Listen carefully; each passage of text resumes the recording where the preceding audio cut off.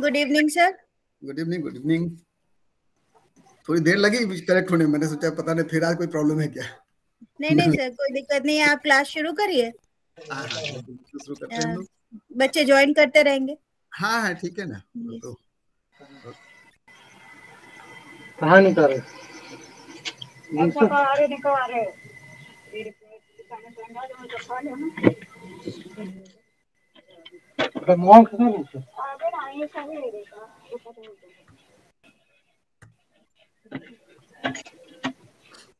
हो रही है शेयर मैडम? Yes sir. जी सर।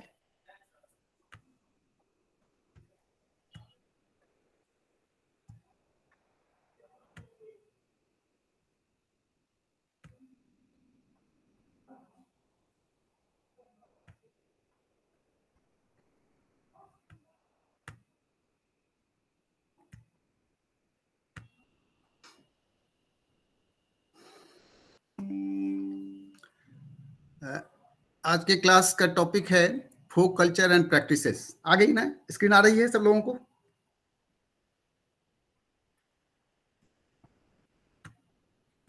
जी सर। ओके ओके, आ रही, चलिए ठीक है। हम चलते हैं आगे क्लास स्टार्ट करते हुए, और लोग इसमें जुड़ते चले जाएंगे समय पर।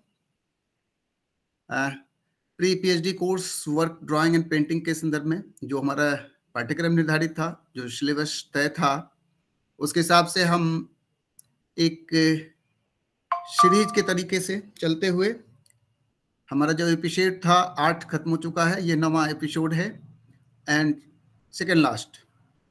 इसके अंतर्गत फोक कल्चर एंड प्रैक्टिसेस मुख्य रूप से ये इस क्लास का शीर्षक है, जिसके अंतर्गत हम समझने का प्रयास करेंगे understanding of folk and popular culture and practices. Folk क्या है, पॉपुलर कल्चर क्या है एंड प्रैक्टिसेस क्या है, इनके बारे में हम विस्तार से चर्चा करने का प्रयास करेंगे। बिंदुवत के पॉइंट्स के आधार पर एक तैयारी के साथ हम पहुंचे हैं आपके संग में। बहुत सारे मटेरियल्स हैं और हम इस पे प्रयास करते हैं कि हमारा स्लाइड आपके संग चल रहा है ना। सेकेंड स्लाइड, फोक लोग पे आ गए हम लोग ना? जी sir. Okay okay, it's okay. क्योंकि बीच में थोड़ा सा लगता है कहीं कोई व्यवधान ना हो, तो हम लोग कम से कम सिर हिला दें तो ध्वनि आ जाए तो पता चल जाए ठीक चल रहे हैं हम लोग। पहला टॉपिक हम इसको फोक के लिए रखा है, जिसका तात्पर्य लोक अर्थात लोक क्या है, इसे समझना आवश्यक है। शब्द लोक का आशय ग्रामीण परिवेश में निवास करने वाले आम जनमानस से लगाया जाता है, जिसके अंतर्गत पर्वतीय एवं वन प्रक्षेत्रों में वास करने वाला समुदाय भी सम्मिलित है। ऐसा नहीं है कि केवल गांव में रहने वाले हैं, लेकिन सामान्यतः जैसे भी हम लोग की बात करते हैं, या फोक शब्द ही आता है तो हम गांव पहुंच जाते हैं या ऐसे परिवेश में पहुंच जाते हैं जो ग्रामीण वातावरण का उदाहरण प्रस्तुत करता हो। किंतु इसका अर्थ यह कदापि नहीं है कि इसके अंतर्गत नगरों में रहने वालों का कोई स्थान नहीं है। वास्तव में लोग, जिसे अंग्रेजी में फोक कहा जाता है,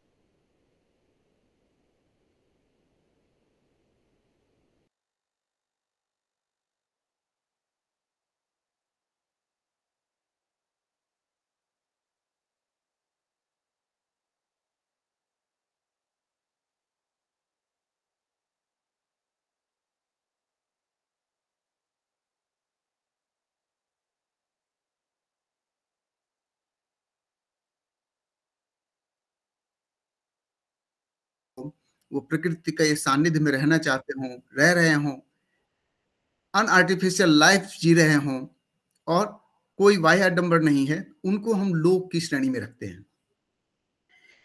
इन्हीं आम लोगों की जीवन शैली को लोक की संज्ञा दी जाती है। लोक का तात्पर्य यहाँ से हम इनकी जीवन शैली जो है, दैट इज कॉल्ड लोक। कोई व्यक्ति लोक नहीं है या कोई पर्टिकुलर पर्सन शहर का या गांव का, वो लोक नहीं है। उनकी जो जीवन शैली है, जो तौर तरीके हैं जीने के रहने के, वह लोक है। ऐसे लोग नगर या गांव दोनों में ही हो सकते हैं, ये स्पष्ट होता है। इनमें प्रकृति के प्रति अगाध प्रेम और उनके संरक्षण के प्रति जिम्मेवारियों के बोध का सदैव अवलोकन किया जा सकता है। हमने जब कभी भी गांव की चर्चा करते हैं तो देखते हैं वह प्रकृति के अनुरूप उनकी सारी दैनंदिनी होती है। इवन वर्ष भर के क्रियाकलाप, तीज त्योहार और खेतों से संदर्भित या बाकी जीवी संदर्भ में, कंस्ट्रक्शन से संदर्भित हो, सारे प्रकृति के आधार पर चलते हैं। वह प्रकृति से तादाद बनाकर चलने का प्रयास करते हैं और स्वस्थ रहते हैं वो इन्हीं कारणों से। इनमें प्रकृति के प्रति अगाध प्रेम होती है, हम जानते हैं, और वह जिम्मेवारी भी समझते हैं कि इनका कैसे संरक्षण किया जाए।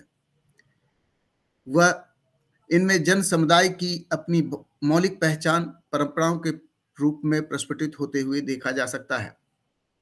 इन लोक में या ऐसे जीवन शैली के मध्य हम जो सामूहिक रूप से जो लोग रहते हैं उनकी मौलिक पहचान दिखती है इन परंपराओं के तरीकों में, और जो हमारे सामने परंपरा कहते हैं जिसे हम, वह प्रस्फुटित होती है इन्हीं पहचान को लेकर के।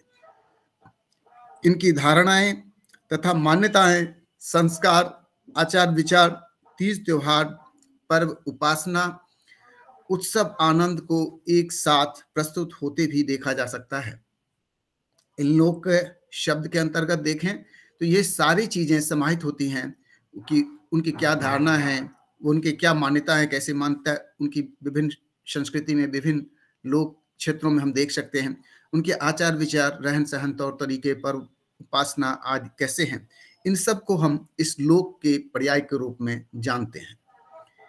उनमें आपसी सामंजस्य, सहयोग, समरसता आदि का बोध भी सानिध्य रहता है।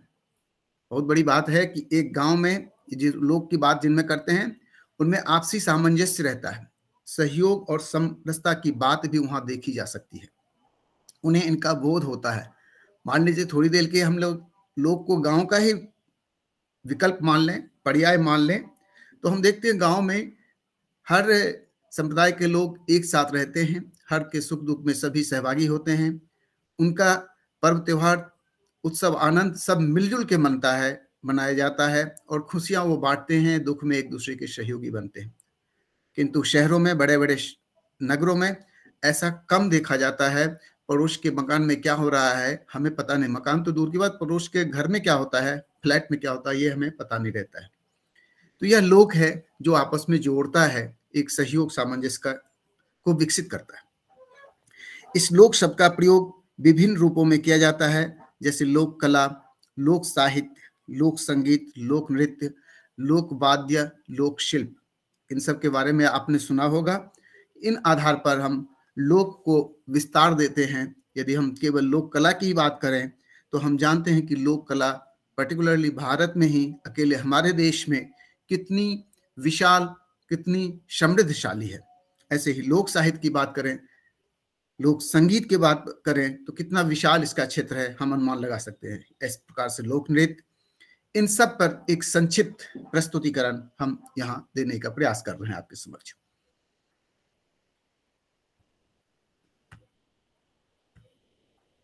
संस्कृति, लोक के बाद हम संस्कृति पर आते हैं कि संस्कृति क्या है। संस्कृति मनुष्य ने अपनी आवश्यकताओं की पूर्ति करने के लिए विभिन्न विधियों, प्रविधियों, उपकरणों, कला, रीति रिवाजों, प्रथाओं, संस्कारों आदि को जन्म दिया। इसके सम्मिलित युग्म को संस्कृति कहा जाता है।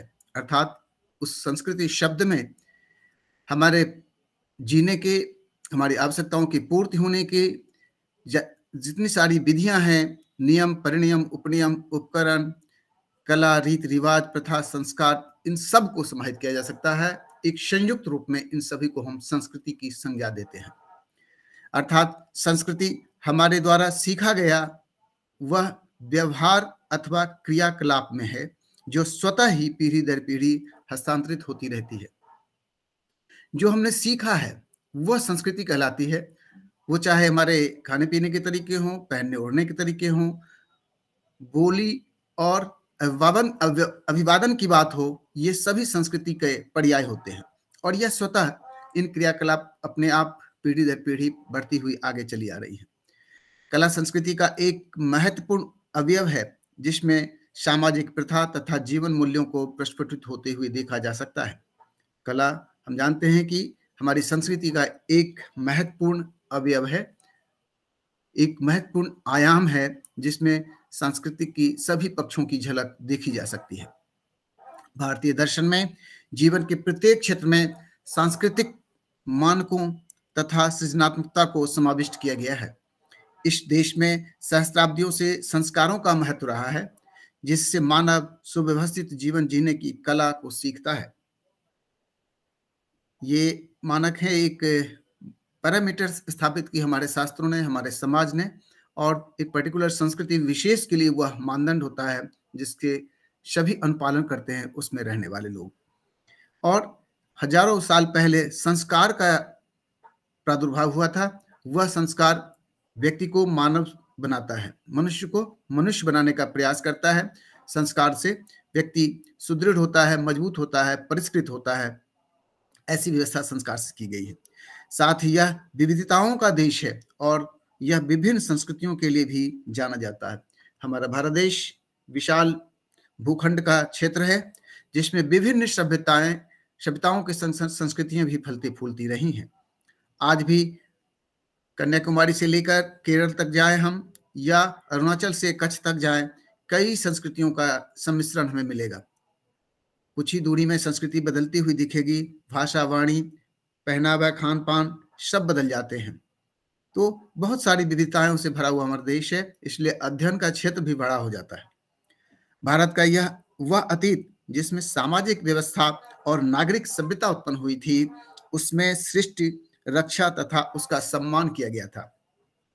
अर्थात जब नागरिक सभ्यता जन्म ली, भारत में डेवलप हुई या समाज बनना शुरू हुआ, तो उसमें सृष्टि रक्षा सबसे पहला आधार माना गया, पहला लक्ष्य रखा गया कि सृष्टि अर्थात हमारा पर्यावरण सुरक्षित रहे, हमारी प्रकृति के प्रति सम्मान बढ़ता रहे, बना रहे।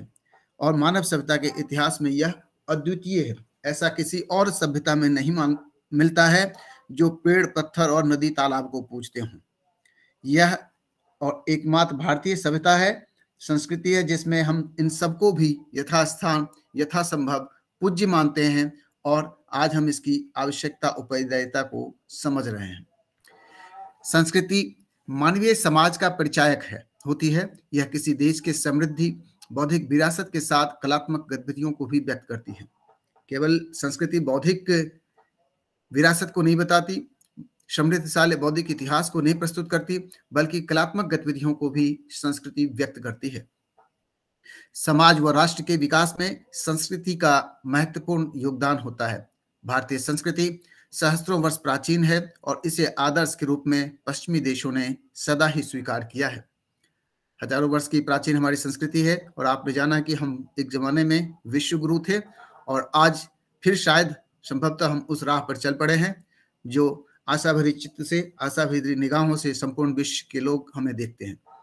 भारतीय हमारे आचार विचार, रहन सहन, खान पान, स्वागत सत्कार, पहनावा आदि हमारी संस्कृति के हिस्सा है। ये सारे अवयव मिलके संस्कृति का एक समुच्चय बनता है। कला किसी भी राष्ट्र की सांस्कृतिक पहचान होती है। यह साझा दृष्टिकोण, मूल्य, प्रथा एवं निश्चित लक्ष्य को दिखाता है। संस्कृति मानवीय समाज का परिचायक होती है। यह किसी देश के समृद्ध बौद्धिक विरासत के साथ कलात्मक गतिविधियों को व्यक्त करती है। समाज और राष्ट्र के विकास में संस्कृति का महत्वपूर्ण योगदान होता है। यह किसी समाज में अंतर्निहित सद्गुणों के समग्र स्वरूप का नाम है। अर्थात जो समग्र स्वरूप होते हैं सद्गुणों का, जितनी अच्छाइयां हैं किसी समाज की, उन सभी को संस्कृति अपने में समेट कर हमारे सामने आती है। यदि किसी संस्कृति की बात करें तो इन सारे गुणों का वह एक थैला है, एक संदूक है जिसमें सारे गुण हैं, जिससे समाज विशेष के सोचने, विचारने, कार्य करने के तरीकों से परिलक्षित होता देखा जा सकता है। इन सबको उस समाज, उस संस्कृति विशेष के लोगों के प्रदर्शन में ऐसे गुणों को हम देख सकते हैं। यह संस्कृत भाषा के क्री करना धातु से बना है।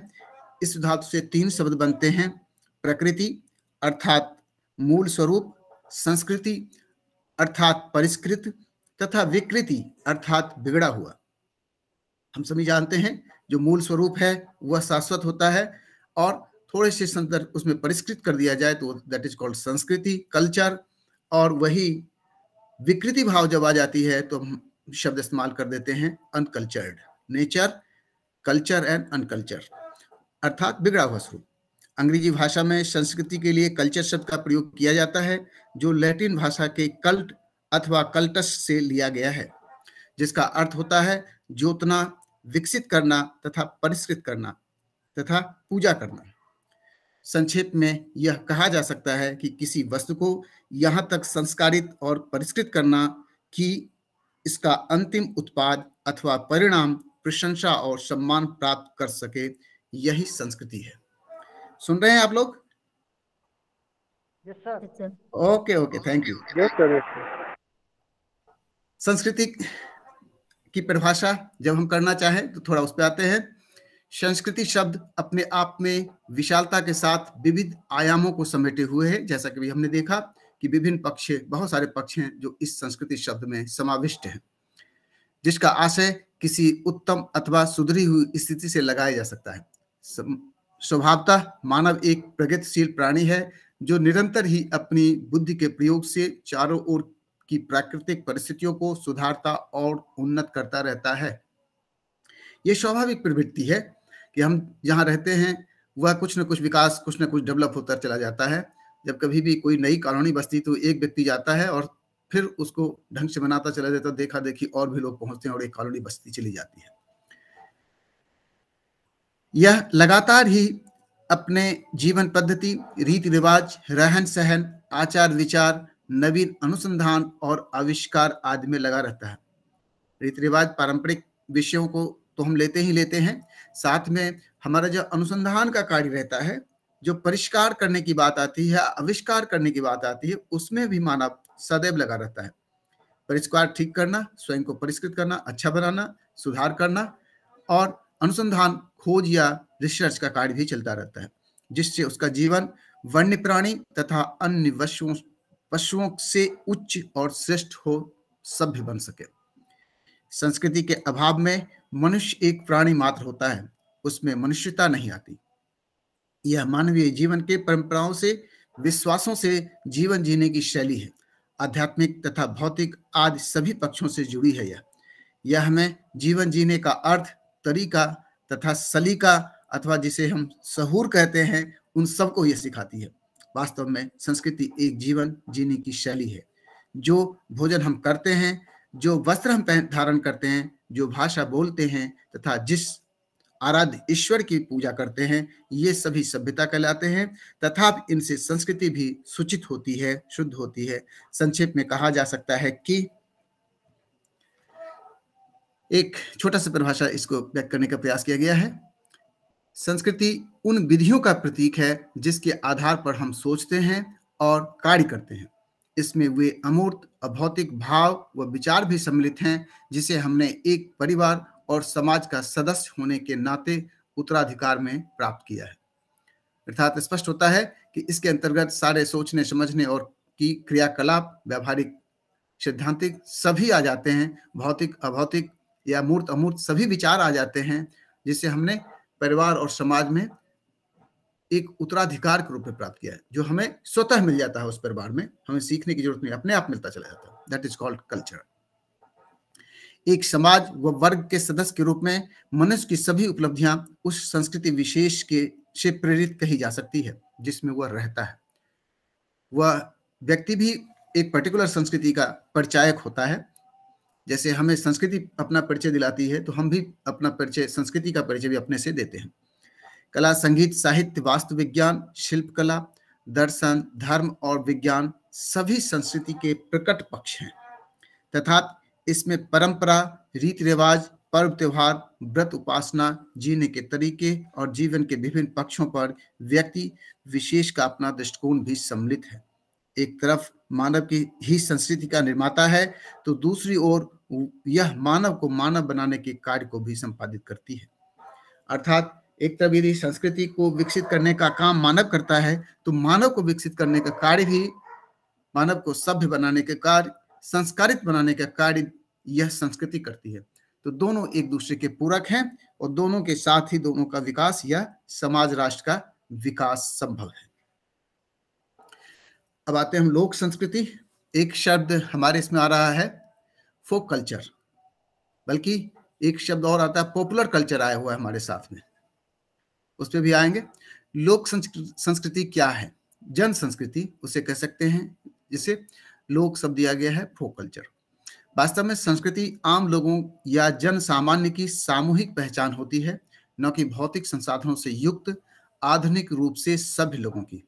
ये जब भी बात करें तो यह एक सामान्य व्यक्ति की सामूहिक पहचान होती है संस्कृति, उसे हम जन संस्कृति या लोक संस्कृति अथवा फोक कल्चर की संज्ञा दे सकते हैं। जो सामान्य जन, वो ऐसे व्यक्ति नहीं जो भौतिक संसाधनों से युक्त हो, आधुनिकता के परिवेश में जी रहे हों, वैसे ही विचारधारा, वैसे ही उनकी प्रस्तुति क्रियाकलाप हो, उन्हें हम इनसे अलग रखते हैं। समाज में संस्कृति के अवयवों को ललित कला के माध्यम से प्रस्तुत अथवा प्रकट होते देखा जा सकता है। ये कलात्मकता जो है वो मूल रूप से संस्कृति की एक महत्वपूर्ण घटक है। यह अमेरिकन समाज में अधिक लोकप्रिय हुआ है। जो फोक कल्चर की बात करते हैं या पॉपुलर कल्चर, जो वर्ड हमारे हेडिंग्स में आया हुआ है, दैट इज फ्रॉम अमेरिका। या अमेरिका में ऐसे अवयव, ऐसे कल्चर नहीं है जहां इतनी विविधता हो, इतनी विशालता हो। अधिक लोकप्रिय है क्यों? क्योंकि यह राष्ट्रीय सांस्कृतिक छवि को व्यक्त करता है और साथ ही साथ यह मत भिन्नताओं व असमानताओं के बावजूद सभी को एक धरातल पर लाने का कार्य करती है। तो ऐसी संस्कृति डेवलप की जाती है, विकसित होती जाती है, जो राष्ट्रीय स्तर पर एक कर सके लोगों को, विभिन्न मत वाले, विभिन्न विचार वाले, विभिन्न धारणाओं वाले को राष्ट्रीय मुद्दे पर एक कर सके। ऐसी कोई संस्कृति डेवलप हो तो उसके अंतर्गत राष्ट्रीयता बढ़ती है, एकता लोगों में बढ़ती है, आपसी सामंजस्य बढ़ता है, इसलिए वहां इसका प्रचलन ज्यादा है। संस्कृति राष्ट्रीय पहचान को बताती है, जिस कारण से यह महत्वपूर्ण एवं उपयोगी सिद्ध होती है। संस्कृति आखिर क्यों चाहिए? क्योंकि यह हमारी राष्ट्रीयता को बताती है, हमारी राष्ट्रीय पहचान को व्यक्त करती है, अतः इसका उपयोग हमेशा ही रहेगा, इसकी महत्ता कभी कम नहीं होने वाली। In the modern west, pop culture refers to cultural products such as music, art, literature, dance, film, fashion, cyber culture, etc. Modern west में जब भी हम बात करते हैं तो वहाँ पॉप कल्चर आता है। जैसे हमने पॉप आर्ट भी पढ़ा है, इनके बाद डेवलप होता है, वैसे पॉप कल्चर, पॉप का की व्याख्या यदि हम करते हैं तो पॉपुलर का शॉर्ट फॉर्म लेते हैं, और यहाँ पॉपुलर कल्चर को पॉप कल्चर के रूप में हम समझ सकते हैं। इसे जन संस्कृति, मास कल्चर तथा पॉप संस्कृति, पॉप कल्चर भी कहा जाता है। मास कल्चर भी जो एक विशाल एरिया में, विशाल जनसमूह के मध्य जो संस्कृति पल्लवित पुष्पित होती है, व्यवहारी होती है, उसे हम मास कल्चर कहते हैं। और पॉपुलर जिसकी लोकप्रियता हो, जो बहुत दूर तक जा रही हो, लोगों के मध्य पहुंच रही हो, उन्हें हम पॉप कल्चर के रूप में समझ सकते हैं, जान सकते हैं। और यह समाज के सदस्यों के द्वारा किसी गतिविधियों, क्रियाकलापों, विश्वास एवं अन्य विषय वस्तुओं के माध्यम से प्रस्तुत होती है। संस्कृति का प्रस्तुतिकरण होता है, कलात्मकता के द्वारा हो सकती है। इसके लिए कला पक्ष, ललित कला के पक्ष कोई भी घटक, कोई भी माध्यम प्रयुक्त हो सकते हैं।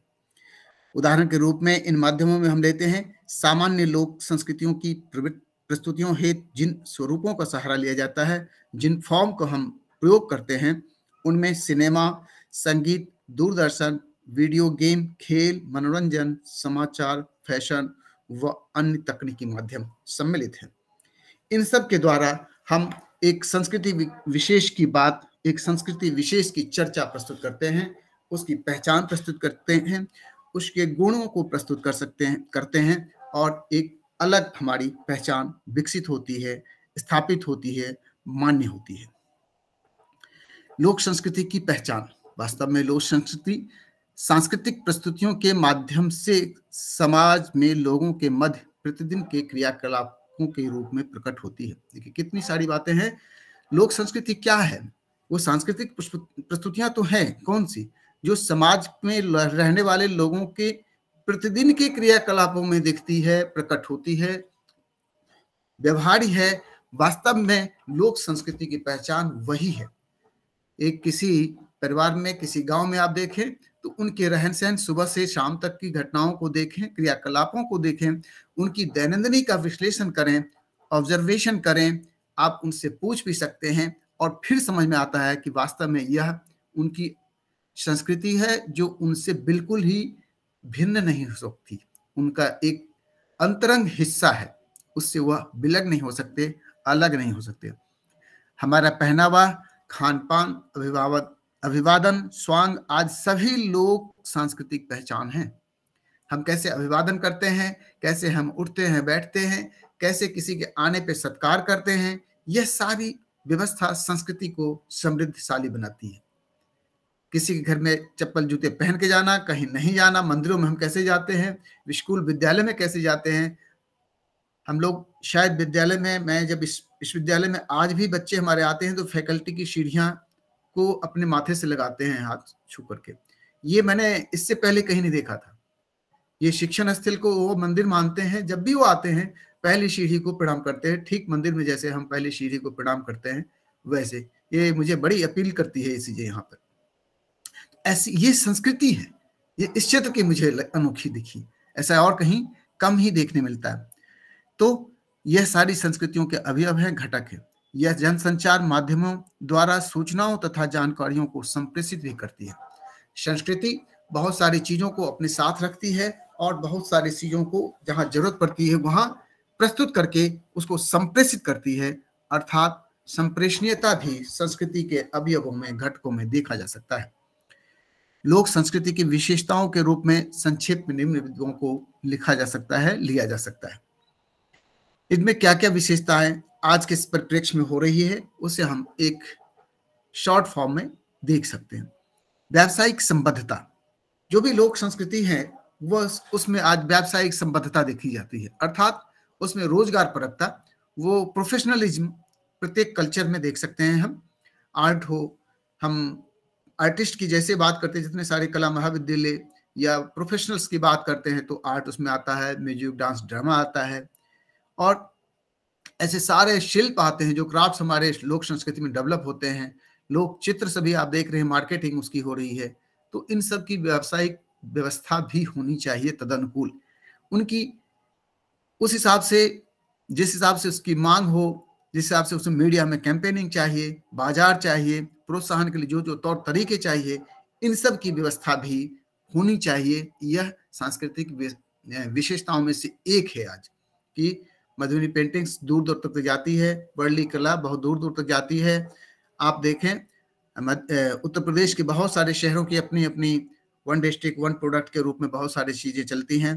चाहे बनारस की साड़ियां देख लें, भदोही की कालीन देखें, आप मुरादाबाद की सामग्री देखें, या फिरोजाबाद की चूड़ियां देखें, ऐसे बहुत सारे जगहों की अपनी अपनी चीज है। आजमगढ़ की ब्लैक पॉटरी देखिए। तो ये सब कमर्शियलाइज्ड है, सभी में आज व्यावसायिकता देखी जा सकती है और समय की मांग भी है, अतः हमें उस हिसाब से उसे प्रस्तुत करने की भी जरूरत पड़ती है। लोक सांस्कृतिक उत्पादों को स्थानीय आधार से लेकर वैश्विक स्तर पर विकसित की जाती है। लोक संस्कृति की विशेषता यह है कि उसकी स्थानीय आधार पर तो प्रोडक्ट वो होती है, स्थानीय कलाकारों द्वारा जरूर बनती है, लेकिन वह आज वैश्विक स्तर पर जा रही है। बनारस की साड़ियां विश्व में जाती है, भदोही की कालीन बहुत दूर दूर तक जाती है। ऐसे बहुत सारे प्रोडक्ट्स है। मैं इन दोनों का नाम इसलिए रहा हूं कि दोनों में ही आर्ट फैक्टर उपयुक्त होता है, डिजाइनिंग दोनों में है और दोनों का काम कला से संबद्ध है, कलाकार उसमें करते हैं। तो आप देखें यह वैश्विक स्तर पर पहुंचती है, स्वाभाविक है वह संस्कृति ज्यादा ख्याति लब्ध होती है। उपभोक्ता तथा तक आसानी से इसकी उपलब्धता है, इसके उपयुक्त भंडारण तथा विस्तार प्रदान किया जाना चाहिए। आज आवश्यकता इस बात की भी है कि इसकी उपलब्धता सभी को हो और इसका भंडारण अलग अलग जगहों पर हो सके, ताकि इसका विस्तार भी हो सके, दूर दूर तक सबको सुलभ हो सके। यद्यपि बहुत सारे ऑनलाइन मार्केटिंग प्लेटफॉर्म हैं जहां से सारी चीजें क्रय विक्रय हो जाती है, की जा सकती है। तो यह विशेषता है इसका कि उसमें मार्केट में भी यह अपना योगदान दे रही है। वर्तमान समय में हो रहे अन्य बदलावों को इसे स्वीकारने तथा स्वयं में परिवर्तन के लिए भी आगे आना चाहिए, तैयार रहना चाहिए। इनकी विशेषता के संदर्भ में हम देखें तो यह बदलती रहती है। इसकी विशेषता ही है कि समय के मांग के हिसाब से इसमें परिवर्तन आ जाता है और यह स्वीकार्य भी है। यदि मधुबनी पेंटिंग्स दीवारों तक होती तो आज यहाँ तक नहीं पहुंचती। वह शीट्स पे आई, कैनवास पे आई, माध्यम बदला और बाजारीकरण उसका हुआ, लोगों का उसका मूल्यांकन होने लगा और रोजगार का अवसर मिल सका। नेक्स्ट, सांस्कृतिक क्रियाकलाप पे आते हैं जो महत्वपूर्ण है इससे क्लास का ये टॉपिक। ये क्रियाकलाप आखिर क्या है? सांस्कृतिक क्रियाकलापों को हम देखते हैं। कल्चरल एक्टिविटीज, हम सभी जानते हैं कल्चरल एक्टिविटीज के संदर्भ में स्कूल कॉलेज में यूनिवर्सिटीज में एक सेल ही बना होता है और भारतीय विश्वविद्यालय संघ द्वारा प्रतिवर्ष युवा उत्सव का आयोजन होता है, पहले कॉलेज स्तर पर, फिर यूनिवर्सिटी स्तर पर, फिर जोनल लेवल पर और उसके बाद नेशनल लेवल पर। इनमें ये सारी गतिविधियां होती है। आपने कल्चरल एक्टिविटीज के रूप में केवल चित्रकला या संगीत नहीं, बल्कि आप फाइन आर्ट्स के ही वहाँ कई इवेंट्स देख सकते हैं। 6 इवेंट्स होते हैं, poster making, clay modelling, rangoli, on the spot painting, cartooning वगैरह वगैरह। इसी तरीके से लिटरेरी इवेंट्स होते हैं, आप देखें डिबेट, एलोकेशन वगैरह वगैरह होते हैं। उसी तरह से music performance, dance, drama, music, vocal and instrumental सारे उसमें होते हैं। तो ये कंप्लीट एक शब्द जो है संस्कृति अपने आप में सबको समेट के चलती है। इसके क्रियाकलाप, एक्टिविटीज या गतिविधियां। भारत की सांस्कृतिक परंपरा अति समृद्ध रही है और इसका विरासत अत्यधिक समृद्धशाली है। इसमें लोक जीवन की सहज अभिव्यक्ति होती है। ये सारी जो गतिविधियां हैं, कल्चरल एक्टिविटीज हैं, इनमें यदि लोक संस्कृति की बात हम जब करते हैं तो लोक भावनाओं की सहज प्रस्तुति, लोक विचारों की, लोक मतों की सहज अभिव्यक्ति देखी जा सकती है। यह सामूहिक अनुभूतियों, आकांक्षाओं, आशाओं, अपेक्षाओं की खोज से जन्म लेती है। ये सामूहिक अनुभूति होती हैं उनकी, और ये आकांक्षाएं, आशाएं, अपेक्षाओं से ये जन्म लेती है जो अपने लोक का अभिव्यक्ति में सहज, स्वाभाविक और अकृत्रिम है। ये गतिविधियों के द्वारा प्रकट होती है। कृत्रिम गतिविधियों के द्वारा प्रकट, और जो प्रकृतिम नहीं है, मतलब अकृत्रिम नहीं, कृत्रिम गतिविधियों के द्वारा, अर्थात नेचुरल स्वरूप में इसका प्रेजेंटेशन होता है। उसमें कोई बनावटीपन नहीं होता है। गांव में कोई चौक बनाते हैं तो कोई कहने नहीं जाता भाई ये गलत हो गया लाइन, ऐसा तुम ऐसा क्यों कर रहे हो, नाप तोल लो, ऐसा नहीं कहते हम, कोई इंस्ट्रक्शन नहीं देते। वो स्वतः स्वयं स्फूर्त होती है, अपने आप प्रकट होती है। यह कोटि कोटि जनों के प्रायोगिक सर्जना का प्रतिफल है। लोक संस्कृति के कार्य एवं व्यवहार सामान्य जनमानस की प्रस्तुति होती है। ये आप देखें तो जो साधारण जनता है, आम लोग हैं, उनकी प्रस्तुति वास्तव में यह है और उन्हीं के द्वारा पल्लवित, पुष्पित और व्यावसायिक रूप में भी पहुंची है। इसमें अनायास ही कृतियों का निर्माण, सृजन होता है। इसमें कोई प्लानिंग नहीं होती है, कोई योजना नहीं बनती है। हाँ, कोई पर्व आया है तो ये बनना है, इतना जरूर होता है, उसकी तैयारियां अपने आप चलने लगती है। कोई किसी को असाइन नहीं किया जाता है, सब मिलकर स्वयं करते हैं और एक सामुदायिक भावना का प्रेजेंटेशन वहां होता है। यह सामूहिक जनजीवन से प्रस्तुत होती है। लोक संस्कृति श्रम और संघर्ष की उपज है। हम देखें तो लोक संस्कृति के जितने भी घटक हैं उनमें श्रम जरूर है, साधना जरूर है, मेहनत है और संघर्ष भी है, तब जाके यह सामने आती है। एक विशाल विविधताओं को समेटते हुए संस्कृति शब्द बनती है। लोक संस्कृति के आपने देखे चित्र बनाना भी कितना कठिन कार्य होता है, और चित्र के बाद टेराकोटा को देखें, शिल्प के रूप में आप कुम्हारों को देखें, उनके कार्य देखें, या पत्थर में जो काम करते हैं उन व्यक्ति देखें, लकड़ी, लोहे या दूसरे माध्यमों से काम करने वाले को देखें, तो कितनी श्रम साध्य है यह उपज। सामने परिणति तो अच्छी आती है, लेकिन कितना उसमें श्रम लगा हुआ है पहले, इसको देखना चाहिए। उन श्रम का तो मूल्यांकन नहीं हो पाता उन लोगों के लिए, बशर्ते बिचौलिया जरूर उनका दोहन कर लेते हैं। यह लोक हृदयों का सहज उद्गार है। वास्तव में लोगों के मन में जो उद्गार होता है, जो प्रफुल्लता होती है, आनंद, उमंग, उत्साह होता है, उसकी प्रस्तुतिकरण ही यह कला होती है। आप डांस, ड्रामा, म्यूजिक देखें, नृत्य देखें, इन सब में अपने आप प्रस्फुटित होता है। लोक संगीत की जब भी बात करें, लोक नृत्य की बात करें, वैसे ही लोक कला के संदर्भ में यह बात लागू होती है। इतिहास और संस्कृति का अक्षय स्रोत है, अमूल्य निधि है। संस्कृति, इतिहास और संस्कृति को जानने के लिए भी यह क्रियाकलाप अक्षय स्रोत के रूप में है। यह हमेशा ही चलता रहेगा, तब तक इतिहास भी बनती रहेगी। इतिहास को जानने के लिए भी इन क्रियाकलापों पर हम चर्चा करते हैं, इनका अध्ययन, विश्लेषण, अन्वेषण और खोज करते हैं, हमें इतिहास का पता चलता है। दूसरे शब्दों में कहा जाए तो लोक संस्कृति जन सामान्य के सुख दुख, राग द्वेष, हास उल्लास, जय पराजय, शोषण संघर्ष आदि की सहज अभिव्यक्ति है। इन सब को हम उसमें देख सकते हैं लोक संस्कृति की परंपरा में।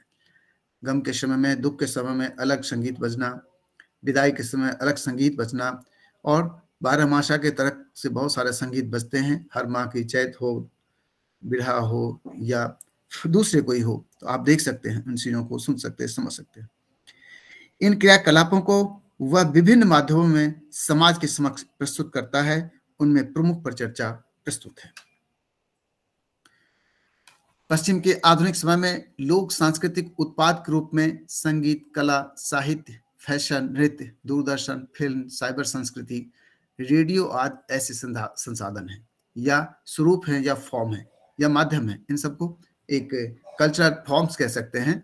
जो स्थूल आकार में है वो कल्चरल फॉर्म्स के रूप में आते हैं सामने, या एक वाद्य मीडियम के रूप में आते हैं। जो स्थूल नहीं है उन्हें फॉर्म की संज्ञा नहीं दे सकते। तो समाज और किंतु ये सभी समाज के विशाल वर्गों तक लोकप्रिय रूप से अपनी पहुंच बनाती है। लोक संस्कृति जन चेतना हेतु प्रयुक्त संचार के माध्यमों को भी समाहित करती है, जिनमें निम्न उल्लेखनीय है। ये सांस्कृतिक जो सामाजिक चेतना है, सामाजिक जागरूकता है, सामाजिक परिवर्तन की बात करें तो वह ये संस्कृति बताती है, वहां तक ले जाती है मैसेज, और हम इन माध्यमों से, इन क्रियाकलापों से इनको और अधिक समझ सकते हैं, इनके बारे में जान सकते हैं।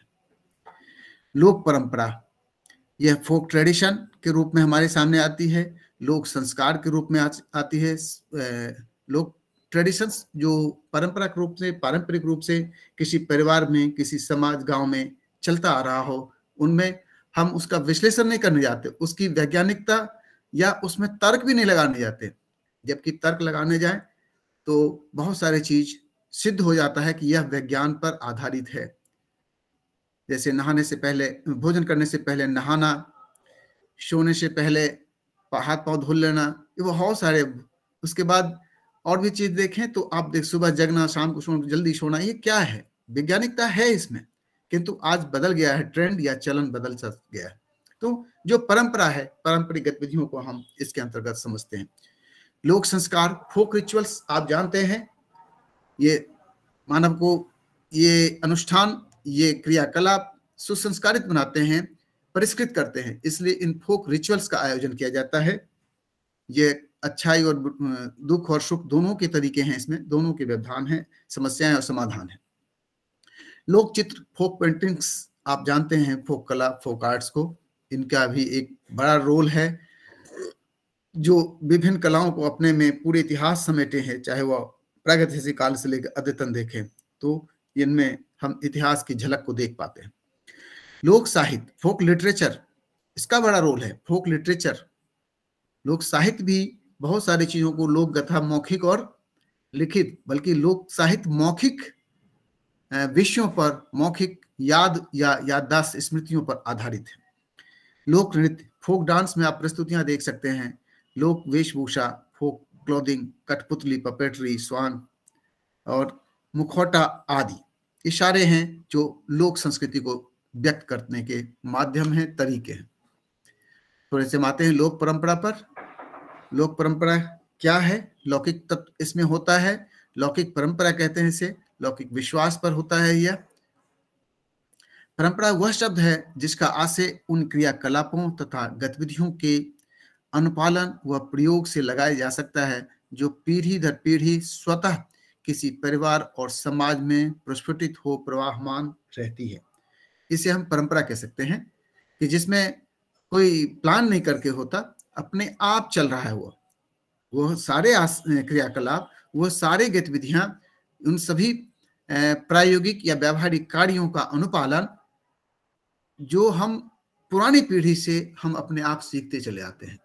वो अपने हमारे घर आंगन में, हमारे परिवार में, इसी प्रकार से उस परिवार की परंपरा हो गई, तो उसी हिसाब से गांव की एक परंपरा डेवलप हो जाती है और फिर समाज और राष्ट्र की एक परंपरा डेवलप हो जाती है जिनको हम फोक ट्रेडिशन कहते हैं, और वह बिना किसी प्रयास से हस्तांतरित होती रहती है, निरंतर चल रही है, चलायमान है, प्रवाहमान है, और उसमें स्वीकार्यता भी है परिवर्तन की। आदिकाल से यह स्वयं स्थानांतरित होती हुई अद्यतन भी निरंतर चलायमान है। यह जब से चली तब से परिवर्तनीय है, चल भी रही है, संशोधन भी हो रहा है, एडिशन और सब्सट्रैक्शन दोनों हो रहे हैं, कई जगहों पे बदलाव भी आया है। यह किसी परिवार, समाज तथा क्षेत्र की मौलिक पहचान भी होती है। लोक परंपरा पर्टिकुलर सोसाइटीज, पर्टिकुलर एरियाज की एक आइडेंटिफिकेशन होती है, उनकी पहचान होती है, मौलिक पहचान कहते हैं, मूल पहचान जो कहते हैं। वह पता चलता है कि केरल की संस्कृति है या यह जम्मू की संस्कृति है, अथवा गढ़वाल की संस्कृति है, मणिपुर, असम, बंगाल की संस्कृति हम कहते हैं ना, ये सारे उनके पहचान पहनावे से पता चल जाता है, उनके हाव भाव, नए नक्श, प्रेजेंटेशन, प्रस्तुतियों से पता चलता है। इनमें पूर्वजों की याद, उपलब्धि, मार्गदर्शन, संदेश तथा लोकाचार एवं लोक व्यवहार सन्निध रहता है। जो पूर्वज हमारे रहे हैं, उनकी याद हमें कैसी आती है, हम उनका कैसे, उनके संदर्भ में जो चर्चाएं हुई, जो उन्होंने मार्गदर्शन दिया, वो कैसे हम याद रखते हैं, उससे अगली पीढ़ी पे आता है। उनकी उपलब्धि को भी हम इसमें देखते हैं, उनका मार्गदर्शन, संदेश हुआ, उनके द्वारा व्यवहार्य लोकाचार एवं लोक व्यवहार। जैसे हमारे बड़े बुजुर्ग गांव में दूसरों से जैसा अभिवादन करते हैं, बच्चे वैसा स्वयं सीख जाते हैं, उनको बताने की जरूरत नहीं पड़ती है। वो जिस मार्ग से चलते हैं उसी मार्ग में अपने आप फॉलो करते हैं। अनुसरण करना मानव का एक स्वाभाविक प्रवृत्ति भी है, तो यह स्वतः अपने आप चलता रहता है। लोक परंपरा मूलतः ग्रामांचलों में जन सामान्य तथा वन्य प्रदेशों में आदिवासियों द्वारा धारित एवं संपोषित वह परंपरा है जिसमें उनके दर्शन, मान्यता, विश्वास तथा गतिविधियों को सहज ही देखा जा सकता है। वास्तव में लोक परंपरा को हम मानते हैं कि वो गांव हो कि सामान्य नागरिक हो, सामान्य लोग हो, सामान्य जन हो, या वन्य प्रदेश अर्थात जंगल में रहने वाले हमारे आदिवासी लोग हों, उनमें जो ये परंपरा है, संपोषित है, धारित है, उनके द्वारा संरक्षित है, उनके द्वारा कैरी ऑन की जाती है, जिसमें उनके दर्शन, उनके क्या, उनकी फिलॉसफी, उनके दर्शन को देख सकते हैं, उनकी मान्यता, बिलीफ्स को देख सकते हैं, विश्वास देख सकते हैं, तथा उनकी गतिविधियों को स्पष्ट रूप से, साधारण रूप से आप देख सकते हैं। यह लोक ट्रेडिशंस है। रूढ़िवादिता एवं लोकाचार युक्त इन परंपराओं में लोक संस्कृति की झलक मिलती है। बहुत जगहों पर रूढ़िवादी विचारधारा भी होती है, लेकिन हम ऊपर से रूढ़िवादी जरूर कह देते हैं। कई परंपराएं ऐसी चलती रही हैं जिसका उन्मूलन भी हुआ, आवश्यकता भी थी, और कुछ परंपराओं के बारे में हम नहीं जानते किस कारण से आ गए। जैसे आपने इतिहास में पढ़ा हुआ राजा राम मोहन राय को, जो बड़े सोशलिस्ट थे, समाज सेवक थे, उन्होंने बाल विवाह, सती प्रथा या आज विधवा विवाह, इन सब के बारे में अपने तर्क दिए और उसका आंदोलन चलाया। क्यों? ये डेवलप कहाँ से हो गया था? वास्तव में यह सब सारी चीजें भारतीय पौराणिक संस्कृति में पर्दा प्रथा नहीं थी, सती प्रथा भी बिरले थी, ऐसा था, परंपरा नहीं थी। कुछ आक्रांताओं के बचने के लिए, उनके डर और भय से बचने के लिए ये सारी चीजें डेवलप होती चली गई, किंतु इतिहास लिखने वालों ने इसको दूसरे तरीके से लिखा और हमारी संस्कृति को दूसरे तरीके से परोसा। रूढ़िवादिता एवं लोकाचार। लोकाचार मतलब लोक में जो आचरण किए जाएं, जो एक सामान्य प्रक्रिया हो, कोई प्रायोगिक तरीके होते हैं, उन सबको लोकाचार के अंतर्गत मानते हैं कि ऐसा करना है, ऐसा कर, कोई लिखित सिद्धांत नहीं होता, उनको लोकाचार की संज्ञा देते हैं। कोई उसका किसी उपनिषद या पुराण में वर्णन नहीं आता है, वो सब लोकाचार के श्रेणी में आते हैं। इनमें इनका इन संस्कृतियों में स्पष्ट रूप से झलक मिलता है, जो उनकी अमिट पहचान और जीवन का अभिन्न हिस्सा होती है। समाज में इन लोक परंपराओं को विभिन्न सांस्कृतिक गतिविधियों के माध्यम से सहज ही प्रस्फुटित होते हुए देखा जा सकता है। इन लोक परंपरा को हम आराम से, सहज रूप से, सामान्य रूप से, कोई विशेष प्रयास करने की जरूरत होती है, न वो प्रस्तुत करने का, न हमें दिखाने का, हम यूं ही देख सकते हैं। ये दर्शकों को बरबस ही अपनी ओर आकृष्ट करती है, अपनी ओर खींचती है। ये लोक संस्कृति परंपरा की बात हम कर रहे हैं। उसी से थोड़ा डेवलप होता है लोक संस्कृति परंपरा के बाद लोक संस्कार, फोक रिचुअल्स। संस्कार क्या है? थोड़ा सा बहुत बहुत सारा इस पे काम है मेरा, लेकिन मैं आपके लिए थोड़ा सा ही रखा हूं संस्कार पर। शब्द संस्कार की व्युत्पत्ति सम उपसर्ग पूर्वक क्री धातु से घ प्रत्यय लगाने पर बनता है। विविध शास्त्रों में पूर्व के आचार्यों ने संस्कार शब्द का प्रयोग विभिन्न अर्थों में किया है। वैदिक साहित्यों में संस्कार शब्द का प्रयोग नहीं मिलता है। आरंभिक रूप में संस्कार शब्द का विवेचन मूलतः गृह सूत्र में मिलता है, किंतु यहां भी संस्कार शब्द का प्रयोग यज्ञ सामग्री के पवित्रीकरण के अर्थ में किया गया है। व्याख्यानक स्मृति 200 से 500 ईस्वी पूर्व में सबसे पहले शरीर संबंधी संस्कारों तथा यज्ञ में स्पष्ट अंतर मिलता है। देखिए, यह संस्कार शब्द की उत्पत्ति या उसका प्रयोग कैसे, कहां से आया, तो यह सम उपसर्ग से बना हुआ है, क्री धातु से उत्पन्न होता है। और बहुत सारे शास्त्रों में आचार्यों ने संस्कार शब्द का प्रयोग विभिन्न अर्थों में किया है। जैसे हमने वैदिक शब्दों परंपरा की बात की, वैदिक साहित्यों में की है, तो वहां संस्कार शब्द का प्रयोग कतई नहीं आया है। वैदिक साहित्य को का यदि आप अध्ययन करें तो देखें तो वैदिक साहित्यों में बहुत सारे देवी देवताओं का स्थान भी नहीं है, वो बाद में विकसित हुए हैं। आरंभिक रूप में संस्कार शब्द का प्रयोग मूलतः गृह सूत्र में आता है। पहला विवेचन यदि देखें तो गृह सूत्र में इसका प्रयोग आता है, किंतु वहां भी इसका प्रयोग किस लिए आया है, तो यज्ञ के लिए जो सामग्रियां प्रयुक्त होती थी उनके पवित्रीकरण के अर्थ में आया कि वह संस्कारित करना है उसे। तो अब आप समझ लीजिए क्या प्रयोग हुआ, पवित्रीकरण करना अर्थात शुद्धता अर्थात परिष्कार, वही चीज संस्कार है। मानव को परिष्कृत करता है, मानव को सुदृढ़ सुव्यवस्थित सुसंस्कारित करता है, उनके क्रियाकलापों को नियोजित करता है, यह लोक संस्कार। फिर जब हम व्याख्याना के स्मृति सूत्र की बात करते हैं तो उस समय यह शरीर संबंधी संस्कारों में और यज्ञ संबंधी संस्कारों में अंतर आ जाता है।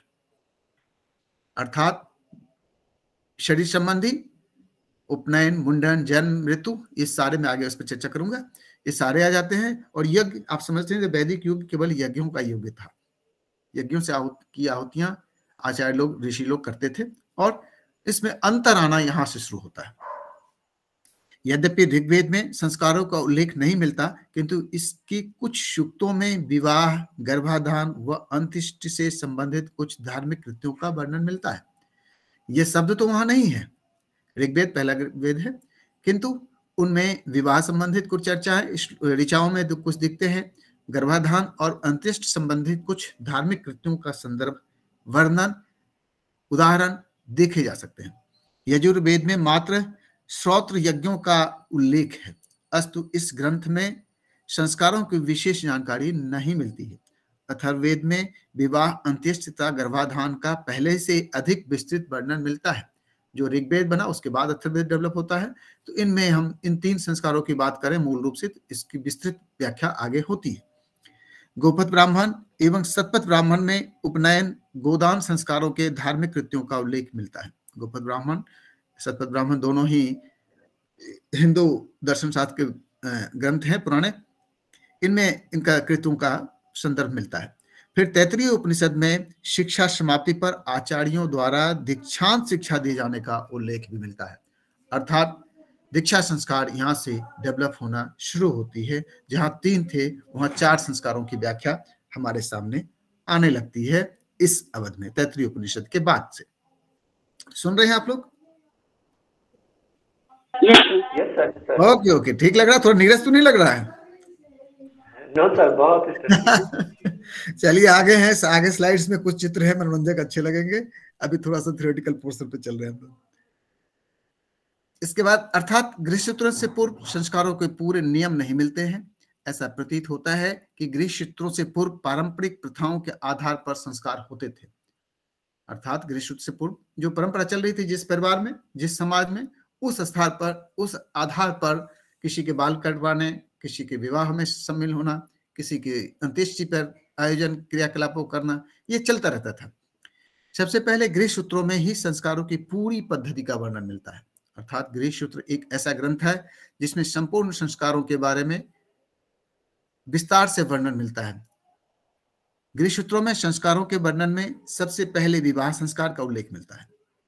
अर्थात संस्कारों की बात जब हम करते हैं मानव के जमीन पर आने का, इस धरा पे आने का, उत्पन्न होने, जन्म लेने का, तो उसके लिए विवाह की आवश्यकता धार्मिक कृत्यों के द्वारा हमारे पौराणिक या शास्त्रीय ग्रंथों में इसकी विवेचना, इसका संदर्भ आया है। गृह सूत्रों में संस्कार के वर्णन में सबसे पहले विवाह संस्कार का उल्लेख आया। इसके पश्चात गर्भाधान, पुंसवन, सीमंतोनयन, जात कर्म, नामकरण, निष्क्रमण, अन्नप्राशन, चूड़ाकर्म, उपनयन और समावर्तन संस्कारों का वर्णन मिलता है। ये ढेर सारे संस्कार हैं, मैं आगे 16 संस्कार भी बताऊंगा आपको। ये सारे संस्कारों का संदर्भ, चर्चा गृह सूत्र में प्रथमतः विस्तृत रूप में वर्णित किया गया है। अधिकतर गृह सूत्रों में अंत्येष्टि संस्कार का वर्णन नहीं मिलता है, अर्थात कुछ गृह सूत्रों में कई ग्रंथ रचे गए हैं, दो अलग अलग विद्वानों ने अपने अपने मत के आधार पर, अपने अपने विचारों के आधार पर, तो कुछ ग्रंथ में अंत्येष्टि शब्द का उल्लेख नहीं मिलता, अर्थात अंत्येष्टि एक दुखद पक्ष होता है, इसलिए उसको लेकर के चर्चा नहीं करना ऐसा माना जाता है, क्योंकि यह, आगे हम ले ही रहे हैं, क्योंकि यह अशुभ कर्म माना जाता था, इसलिए अंत्येष्टि का उल्लेख वहां नहीं करते थे। स्मृतियों के आचार प्रकरणों में संस्कार का उल्लेख मिलता है और वहां तत्संबंधी नियम भी दिए गए हैं। स्मृतियां जब डेवलप हुई तो उनमें ये सारे विवरण और डिस्क्रिप्शन विस्तृत होता है, डिटेल्स आता है। इनमें उपनयन तथा विवाह संस्कार संबंधी नियमों को विस्तार से बताया गया है। आज भी इन दो संस्कारों का प्रचलन अधिकाधिक समाज में उपलब्ध है। बाकी संस्कार का आयोजन खत्म होता चला जाए, ऐसा नहीं कि वो फॉर्म नहीं किए जाते, कुछ ना कुछ तो होते ही हैं। गोधवराई का रस्म आज भी होता है, बहुत सारे रस्म होते हैं, लेकिन उस रूप में नहीं होते, ना उसकी पॉपुलैरिटी है, ना हम जानते हैं इस संस्कार शब्द के द्वारा। ऐसा इसलिए प्रतीत होता है कि उपनयन संस्कार के द्वारा ब्रह्मचर्य आश्रम में तथा विवाह संस्कार से गृह में प्रवेश करता है। आप जब भी भारतीय सभ्यता संस्कृति की बात करते हैं तो दो अंग उसके आते हैं, आश्रम व्यवस्था, और उसके लिए आवश्यक होता है इन संस्कारों का आयोजन। तो गृहस्थ आश्रम एक महत्वपूर्ण आश्रम है, और ब्रह्मचर्य आश्रम जिसके बाद दीक्षा ग्रहण की बात आती है। उपनयन के बाद गृहस्थ आश्रम में बालक के बालिका प्रवेश करते थे, उसके बाद दीक्षा ग्रहण के बाद उपरांत उनको योग्य माना जाता था, उपयुक्त माना जाता था, उनकी पढ़ाई पूरी हो जाती थी। दीक्षा ग्रहण को आज हम कन्वोकेशन के रूप में, दीक्षांत समारोह शब्द है ही, कन्वोकेशन के रूप में देख सकते हैं। प्रवेश के रूप में जो हमारा वेलकम पार्टी होता है, फ्रेशर्स पार्टी होते हैं, उनको हम इस दीक्षालय में प्रवेश का एक उपनयन संस्कार तो नहीं होता, लेकिन उसका प्रारूप समझ सकते हैं, उसके पर्याय के रूप में मान सकते हैं। ये हमारे संस्कार पे हैं। इन संस्कारों के प्रतिस्थापन हेतु भारतीय दर्शन में विस्तृत दिशा निर्देशन दी गई है, जिनमें मानव सुसंस्कारित हो, अशुभ को नष्ट करे और सभी के कल्याणार्थ अग्रसर हो। अशुभम नश्यते सम्यक् शुभम ही प्रतिपद्यते कल्याण निधिराख्यात संस्कारः सर्वकर्मसु। ये कहा गया है कि अशुभ का नाश हो, शुभ की उत्पत्ति हो और सभी के कल्याणार्थ अग्रसर हो। यह ऐसा दूसरे संस्कृति सभ्यता के लोग नहीं चर्चा करते, उनके यहाँ ये उक्तियां आसानी से आपको नहीं मिलेगी। इन संस्कारों में हम 16 संस्कार की बात करते हैं, षोडश संस्कार की चर्चा आती है। गर्भाधान, पुंसवन, सीमंतोनयन, जातकर्म, नामकरण, निष्क्रमण, अन्नप्राशन, चूड़ाकरण, कर्णविधन, उपनयन, वेदारंभ, समावर्तन, विवाह, वानप्रस्थ, संन्यास और अंत्येष्टि। ये सारे संस्कार शास्त्रों ने बताए हैं, और इनमें से अधिकांश संस्कार से हम दो चार होते हैं या किसी न किसी रूप में हमारे यहाँ प्रचलित है। कुछ एक छोड़ दें तो बाकी सब प्रयोग में आते हैं। इस संस्कार को लेके एक अलग ही क्लास हो सकती है, तो मैं इस पर डिटेल नहीं जाऊंगा, हमारे पाठ्य का इतना डिटेल हिस्सा भी नहीं है। संस्कृति का एक महत्वपूर्ण घटक है संस्कार, इसलिए इसकी चर्चा भी आवश्यक थी, बिना इसकी चर्चा के यह पूरा नहीं होता है। अब हम आते हैं लोक चित्र। सांस्कृतिक प्रस्तुतियों में लोक चित्र या चित्रकला का रोल सर्वाधिक महत्वपूर्ण, उल्लेखनीय, विख्यात, विस्तृत और ऐतिहासिक है, इसलिए हम इसकी चर्चा करते हैं। लोक चित्र जैसा कि शब्द से ही स्पष्ट है, लोक कला यह कला शैली है जो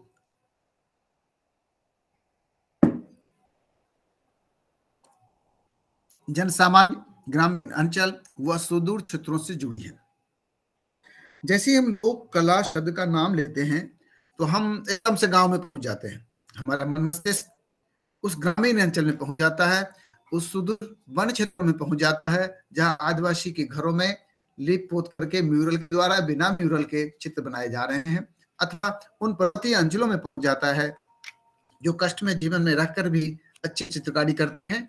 आपने लद्दाख पेंटिंग का नाम सुना होगा, कितना कठिन वो पेंटिंग होती है, कितना आकर्षक होती है। ऐसे लोग हमारे सामने हैं, बहुत सारे, कन्याकुमारी से लेकर लेह लद्दाख तक और अरुणाचल से लेकर कच्छ गुजरात के हिस्से तक।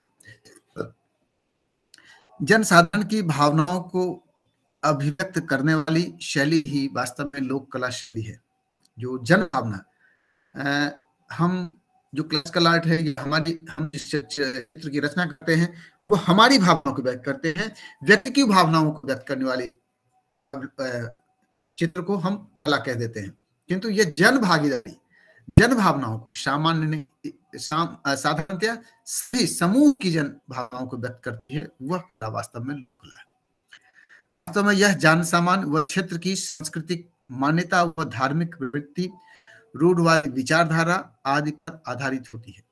इनका जो उद्देश्य होता है सृजन का, या इनका जो बेस होता है जिस पर डिपेंड करते हैं या चित्रित होते हैं, इन आकृतियों को गढ़ा जाता है, वह उनकी सांस्कृतिक मान्यता, धार्मिक प्रवृत्ति उनकी क्या है, रूढ़वादी विचारधारा क्या क्या है, उन पर ये आधारित होते हैं। इनमें आकार, स्वरूप आदि महत्वपूर्ण नहीं होता। इनकी सृजन में, इन कलाकृतियों की रचना में आकार महत्वपूर्ण नहीं होता है, किस स्वरूप में बने हैं, आकृतियों की रचना सुगठित है नहीं है, वह षडंग प्रवृत्ति पर आधारित है या नहीं है, यह कोई मायने नहीं रखता है। और यही इसकी समृद्धि पहचान भी है। यह लोक कला अनादिकाल से ही मानव के साथ एकाकार हो स्वतः ही बढ़ती चली आ रही है। आपने नहीं देखा होगा, मैंने चर्चा की कालिदास अकेडमी की, तथा कोई लोक कला को प्रोत्साहित करने वाली संस्थान आज भी अलग से नहीं है। तो आप देख रहे हैं घर आंगन में अपने आप खेलती कूदती कलाएं बढ़ती चली आ रही हैं, कोई इसको प्रेस्टेज नहीं देता। खरीदने वाले भी इसको स्क्वायर फीट में खरीदते हैं। आप सोचिए, मधुबनी पेंटिंग्स के विक्रेता जो बेचते हैं उनके पास जाइए तो स्क्वायर पेंटिंग में रेट बताते हैं कलाकार लोग। आप उनकी स्थिति समझ सकते हैं कि कोई पेंटिंग स्क्वायर फीट में भी बेची जा सकती है क्या, ऐसा होता है। तो यही इनकी भावना है और यही इनकी महत्ता है। इसमें चटकीले रंगों के व सरलतम आकारों से इसकी समृद्धि स्पष्ट होती है। यह लोक कला अनादिकाल से मानव के साथ एकाकार हो स्वतः ही बढ़ती चली आ रही है। जिस तरह से प्राचीन वाङ्मय में संस्कृत व अन्य लोक भाषा समाज के साथ प्रगति में सहगामी बनी, उसी तरह से शास्त्रीय कला के साथ अन्य क्षेत्रीय लोक कला भी भारतीय कला को पोषित करके आई। जैसे हमने शास्त्रों की बात करते हैं, प्राचीन ग्रंथों की बात करते हैं, तो ब्राह्मी पाली के बाद संस्कृत में ज्यादा ग्रंथ लिखे गए हैं और संस्कृत में सबके पास सुलभ था ऐसा कहना मुश्किल है वो, किंतु उसके पैरेलल लोक भाषा जरूर थी। भारत में ही 350 से ज्यादा भाषा बोलियां हैं, तो आप समझ सकते हैं उसकी पैरेलल लोक भाषा चल रही थी।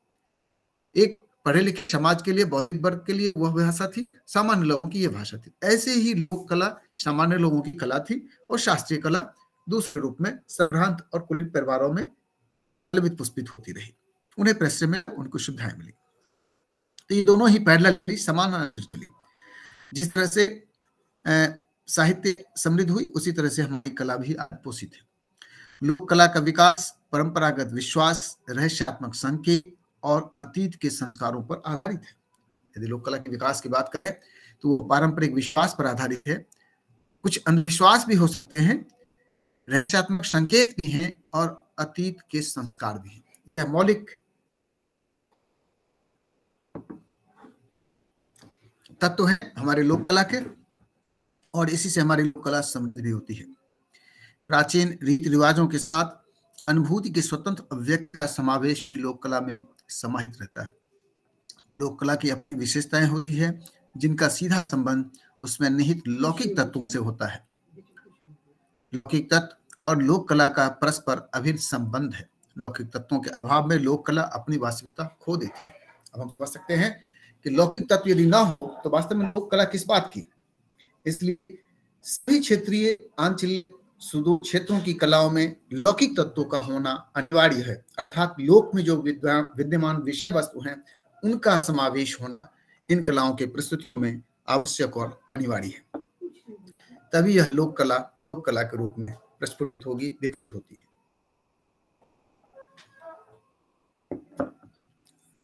सुन रहे हैं आप लोग ना?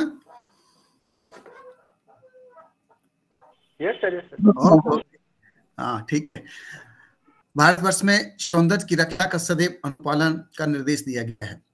वेदकाल से लेकर महाकाव्य काल पर्यंत निर्मित साहित्य, चित्र, मूर्ति, प्रासाद आदि को देखकर ज्ञात होता है कि उस समय भारतीय जीवन के में शाश्वत यौवन, कौलीन व गर्व नहीं था।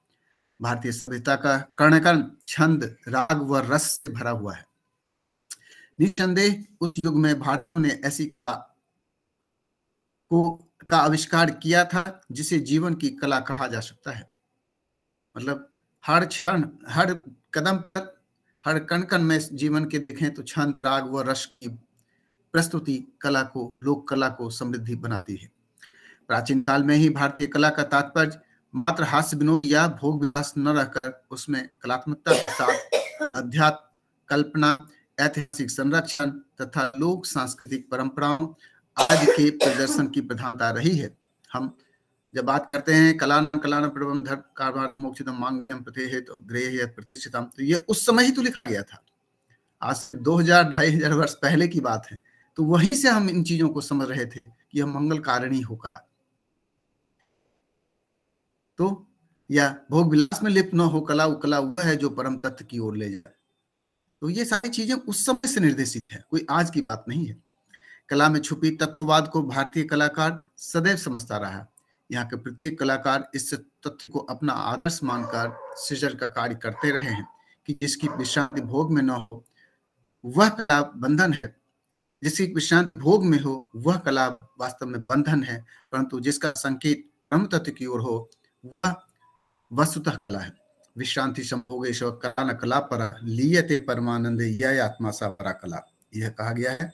इसी संदर्भ में आज लोक कला के उदाहरण के रूप में मधुबनी पेंटिंग्स, वर्ली चित्र, बस्तर की कला, महबूलिया, सांझी, मालवा, गौड़, भील आदि की जनजातीय कला सभी अपने अंचल और क्षेत्र की प्रतिनिधित्व करते हैं और उनकी पहचान है। इन पर थोड़ी थोड़ी हम चर्चा करेंगे, ज्यादा नहीं। थोड़े से चेंज करते हुए हम स्लाइड्स को देते हैं इस रूप में। अब हम लोक चित्र, जैसे अब विभिन्न गतिविधियों की बात करते हैं लोक संस्कृति की, तो उनमें साहित्य के बाद साहित्य आती है, चित्र आता है, नृत्य, संगीत, बहुत सारी चीजें आते हैं। इसके बारे में वर्णन करना या विवरण प्रस्तुत करना संभव नहीं है, लेकिन एक सैंपल के रूप में, एक नमूने के रूप में हम लोक कला के उदाहरण के रूप में देखें तो आप मधुबनी की चर्चा हमने पहले की हुई है, इसलिए मैं मधुबनी को इस बार यहाँ स्लाइड्स में स्थान नहीं दिया है, जबकि मैं खुद मधुबनी का हूँ, फिर भी इसको रखा। वो एक तरीके से शास्त्रीय कला के रूप में एस्टेब्लिश मानी जा रही है धीरे धीरे। तो एक कला आती है जादोपटिया झारखंड की। आप इस पेंटिंग्स को देख रहे हैं, यह जादोपटिया कला कहलाती है जो आदिवासियों द्वारा रची जाती है झारखंड के क्षेत्र में। पहले बिहार का ही प्रांत था, ये भागलपुर से थोड़ा, भागलपुर में बल्कि मंजूषा पेंटिंग्स चलती हैं, उससे और दक्षिण तरफ चले जाते हैं, तो यहाँ पर इस शैली की कलाकृतियों का प्रचलन है।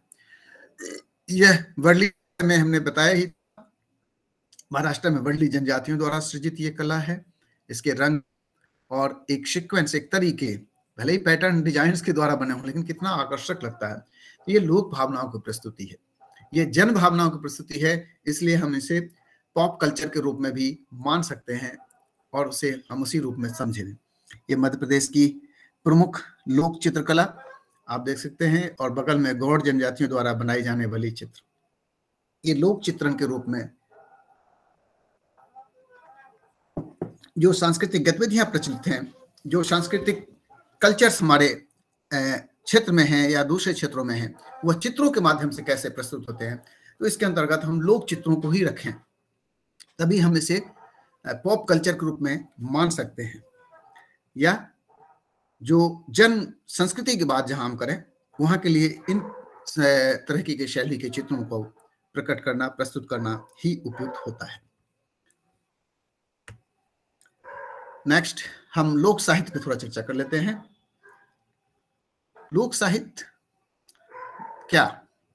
भारत की साहित्यिक और सांस्कृतिक परंपरा अति समृद्ध रही है। हम अभी चर्चा कर रहे थे वैदिक साहित्यों की, शतपथ ब्राह्मण की, ग्रीष्म सूत्र की, स्मृतियों की, वेद पुराण स्मृति उपनिषद, ये सारे कितने सारे तरीके से ग्रंथ रचे गए हैं भारत में। बहुत समृद्धशाली हमारा इतिहास है,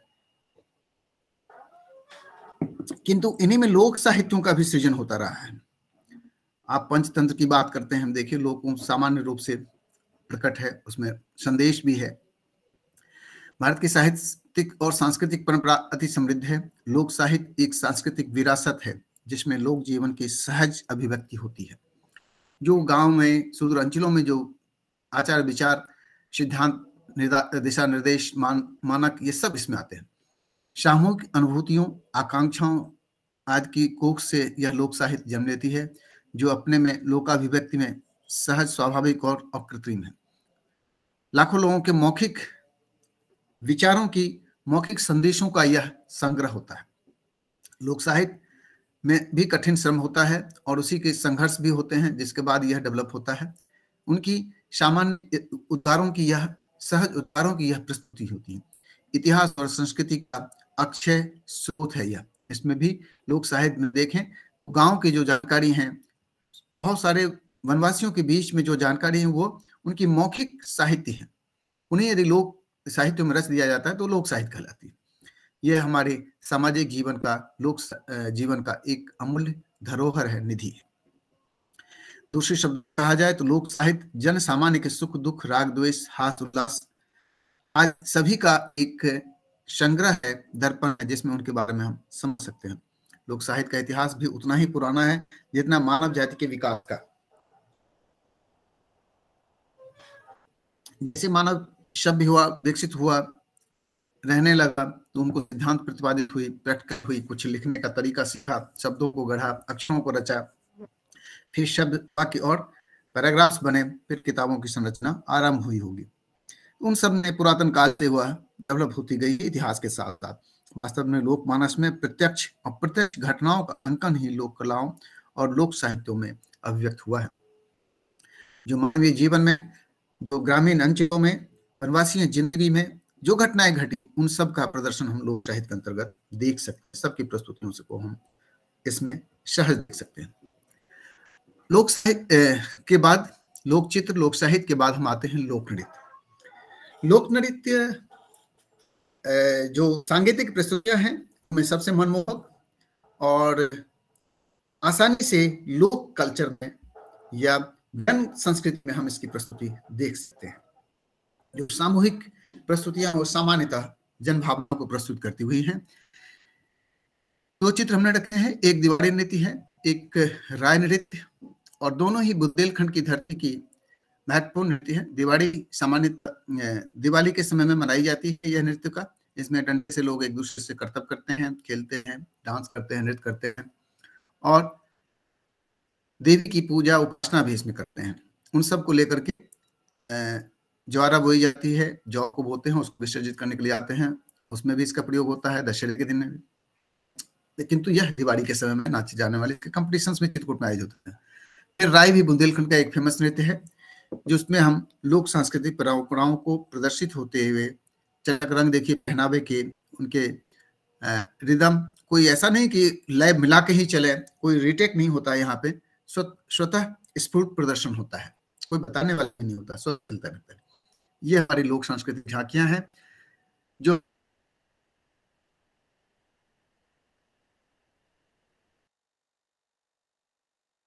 आज प्रस्तुत होती हैं। लोग लगभग पश्चिम की तरफ से एक बिहू, नॉर्थ ईस्टर्न की तरफ से असम में बिहू नृत्य।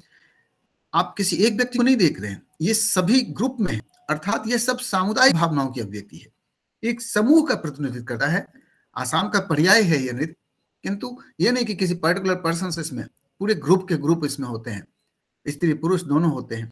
इन सबको मिलाकर के जो भावनाएं प्रस्तुत होती है, यह वास्तव में लोक संस्कृति है। या जन संस्कृति की संज्ञा हम इसे दे सकते हैं, हमें देना चाहिए। झाबुआ खरगोन डिस्ट्रिक्ट्स में मध्य प्रदेश के क्षेत्र में भगोरिया नृत्य होती है, जिसमें स्त्री पुरुष समूह में कदम ताल मिला के उससे प्रस्तुत करते हैं। देखिए, ऐसा नहीं कि पीछे कोई पार्श्व में पृष्ठभाग में बाजा बजा रहा हो, ढोल या दूसरे वाद्य यंत्र, वो साथ में चलते हैं। तो ये सारी प्रस्तुतियां आप देखें। इसके साथ नृत्य के साथ बहुत सारे सांगीतिक प्रस्तुतियां हैं। लोकगीत की बात कर सकते हैं हम, लोक वाद्यों की बात कर सकते हैं, जैसे बहुत सारे सारंगी, रमतोला या और भी बहुत सारे वाद्य हैं जो लुप्त हो गए हैं, जिसके बजाने वाले उनके संग चले गए तो कोई बजाना सीखा ही नहीं या कोई पीढ़ी तैयार नहीं हो पाई। ढोल मजीरा तो चलिए आज भी चलते हैं, लेकिन बहुत सारे ऐसे वाद्य यंत्र हैं, लोक वाद्य यंत्र खास करके, जो लुप्त हो चुके हैं, जो अब प्रयोग में नहीं है। बहुत सारे हम ऐसे कई म्यूजियम्स हैं जहां ये संग्रहित है, हम वहां जाकर के इसको देख सकते हैं। फिर लोक सांस्कृतिक परंपराओं का प्रदर्शन का एक माध्यम वेशभूषा है, या लोक सांस्कृतिक परंपराओं की पहचान यह वेशभूषा कराती है। आप दूर से ही देख करके समझ जाते हैं यह पर्टिकुलर किस क्षेत्र का रहने वाला है, उनकी वेशभूषा से आकलन कर लेते हैं। पंजाब की वेशभूषा हम सभी जानते हैं, हमारे हिंदी भाषी क्षेत्रों की, उत्तर प्रदेश, बिहार या मध्य प्रदेश की वेशभूषा एक कॉमन जैसी है, उसमें भी फर्क पड़ता है। पश्चिमी यूपी के लोग साफा जरूर बांधते हैं, पूर्वी यूपी में साफा का प्रचलन उतना नहीं है। मिथिलांचल में दूसरे तरीके की टोपी पहनते हैं, जैसे पाग कहते हैं, और इधर पगड़ी कहते हैं। आप अलग अलग तरह से देख सकते हैं। एक पूरी की पूरी थीसिस साफा पे की जा सकती है। आपसे कोई विद्यार्थी इसको चैलेंज के रूप में ले सकते हैं। पूरे भारतवर्ष में पहले साफा के बांधने के तरीके, उसके डिजाइनिंग, उसके कलरिंग, उसके कपड़े, उसके डेवलपमेंट, ओरिजिन एंड डेवलपमेंट्स, ये पूरा ही एक पॉइंट हो सकता है। बहुत विशाल टॉपिक है, कोई छोटा मोटा टॉपिक नहीं है, संकलन हो जाएगा, अद्भुत होगा काम। तो आप देखें, मुंबई में कांदीवली रहने वाले लोग हैं, वीर शिवाजी जैसे, ये साड़ी जो धोती टाइप की पहनते हैं, अलग टाइप की। फिर राजस्थान को आप जानते ही हैं, ये लद्दाख के लोग हैं, महिलाएं हैं, जिनके पहनावे थोड़ा सा आकर्षक रंगों युक्त होते हैं। राजस्थान में भी प्रकृति के रंग कम होते हैं, तो चटक रंगों का प्रयोग आप बाटिक या टाई एंड डाई के कपड़ों में बहुत ही देख सकते हैं। ये कुछ पहचान होती है उन क्षेत्र विशेष की।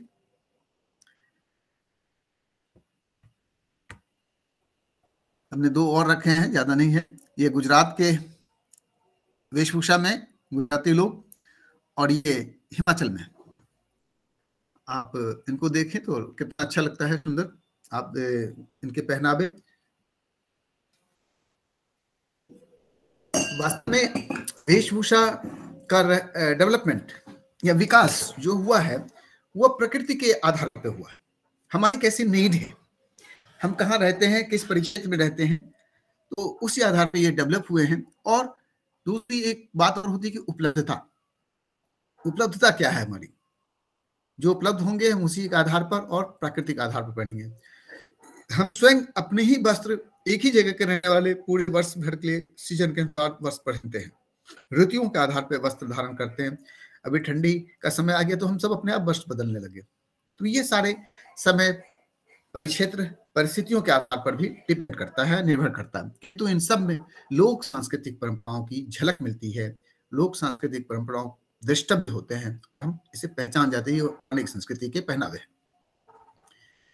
फिर एक स्वांग शब्द आता है, स्वांग रचना, नकल करना किसी दूसरे की। जैसे आपने पुराणों के संदर्भ में, कथाओं में सुना होगा, नारद जी वेश बदल के चले जाते थे, कई जगहों पे पहुंच जाते थे, और जब उनको हरि ने हरि का रूप बना दिया, अर्थात बंदर का, तो उनको शीशे में देख के पता चला, सॉरी पानी में, कुएं के पानी में देख के पता चला कि मुझे बंदर बना दिया हरि ने। हरि का एक अर्थ बंदर भी होता है। उन्होंने मांगा मुझे हरि का स्वरूप चाहिए, तो उन्होंने दे दिया। ऐसे ये स्वांग रचना, एक नकल करके, ढंग करके, ढोंग करके कह सकते हैं, उसकी प्रस्तुति, ये भी लोक कला को संदर्भित करती है। लोक कल्चर की एक अवयव है, एक आर्ट है स्वांग रचना। नौटंकी, यात्रा, विदेशिया, ये सब सारे शब्द जो है ना, ये हमारी सांस्कृतिक विरासत के को व्यक्त करते हैं, उनके परिचायक हैं ये। मुखौटा देखिए, मुखौटा की कला, कला तो सभी में लग रहा है ना, चाहे वेशभूषा करें तो वहां भी हमारी कला है। मुखौटे आप देख लीजिए, मुखौटे विभिन्न प्रकार के मुखौटे जो आज मास्क प्रचलित है, आप उसका प्रयोग कई अर्थों में करते हैं, कई नाट्य में किए जाते हैं, कई फिल्म मेकिंग में इसका प्रयोग होता है, और दूसरे जो अपना चेहरा छुपाने के लिए दूसरा चेहरा लगाने के लिए भी हम इसका प्रयोग करते हैं। एक चेहरे पे न जाने कई चेहरे लगा लेते हैं लोग, ये कई चेहरे लगाने की बात आती है। तो ये इन सब सारी चीजों को हम मुखौटे में एक सांस्कृतिक परंपरा की झलक मिलती है। कठपुतली, कठपुतली डांस बहुत ही पॉपुलर डांस है, राजस्थान वगैरह में बहुत ही पॉपुलर है ये, कई और जगहों पे सामान्य जनता के बीच में पहुंचने के लिए एक बहुत बड़ी तरीका है, बहुत बड़ा डांस है, एक माध्यम है, लोक सांस्कृतिक परंपराओं को प्रस्तुत करती है। कठपुतली का नृत्य बहुत सारे संदेशों को आसानी से लोगों जन भावनाओं को प्रकट करती है जन समूह में जाकर के। तो यह इसलिए हमारे जन संस्कृति का यह परिचायक है, इसके द्वारा जन संस्कृति पल्लवित, पुष्पित और विकसित होती रही है। तो ये कठपुतली का भी हम पार्ट ले सकते हैं, समझ सकते हैं इसके बारे में। आ रही आवाज आप लोगों को ना, सुन रहे?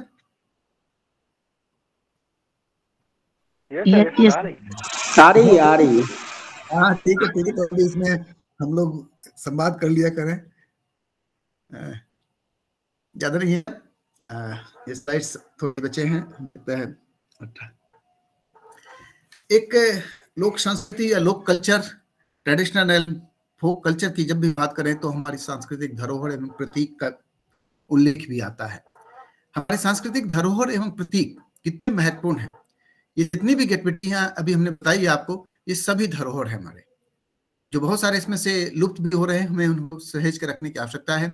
बहुत सारे प्रतीक हैं हमारे जो हमारे आराध्य होते हैं, पूज्य होते हैं, हम उनके सामने नतमस्तक होते हैं। मैं भी इस पर चर्चा करता हूँ थोड़ा ब्रीफ में, संक्षिप्त में, इन पर भी एक अलग से अकेली क्लास हो सकती है। भारतीय धर्म, दर्शन, साहित्य, कला आज अतीत से ही विश्व के विद्वानों, जिज्ञासुओं का आकर्षण का केंद्र रहा है। आप विश्व के जितने भी विद्वान हुए सभी ने इन चीजों पर लिखा है, और उनका आकर्षण का केंद्र आखिर भारतीय ऐसा क्यों करते हैं, उनके पास क्या है, तो उनकी जिज्ञासाओं को शांत करने के लिए अपने यहाँ आया करते थे और भारतीय धर्म, दर्शन, साहित्य, कला आज सब क्या अध्ययन करते थे। हमारी संस्कृति अपनी इन्हीं विशेषताओं के कारण अतीत से अब तक यथावत बनी हुई है। कितनी बड़ी बात है कि हमारी संस्कृति यथावत बनी हुई है। भारतीय संस्कृति ठीक है, वैदिक संस्कृति बदली किंतु दूसरी जगह लेती है। परिवर्तन तो प्रकृति का शाश्वत नियम है, बदलेगा ही, तो बदली तो, लेकिन हम मूल भाव को अभी भी बचा कर रखे हुए हैं, संरक्षित रखा हुआ है।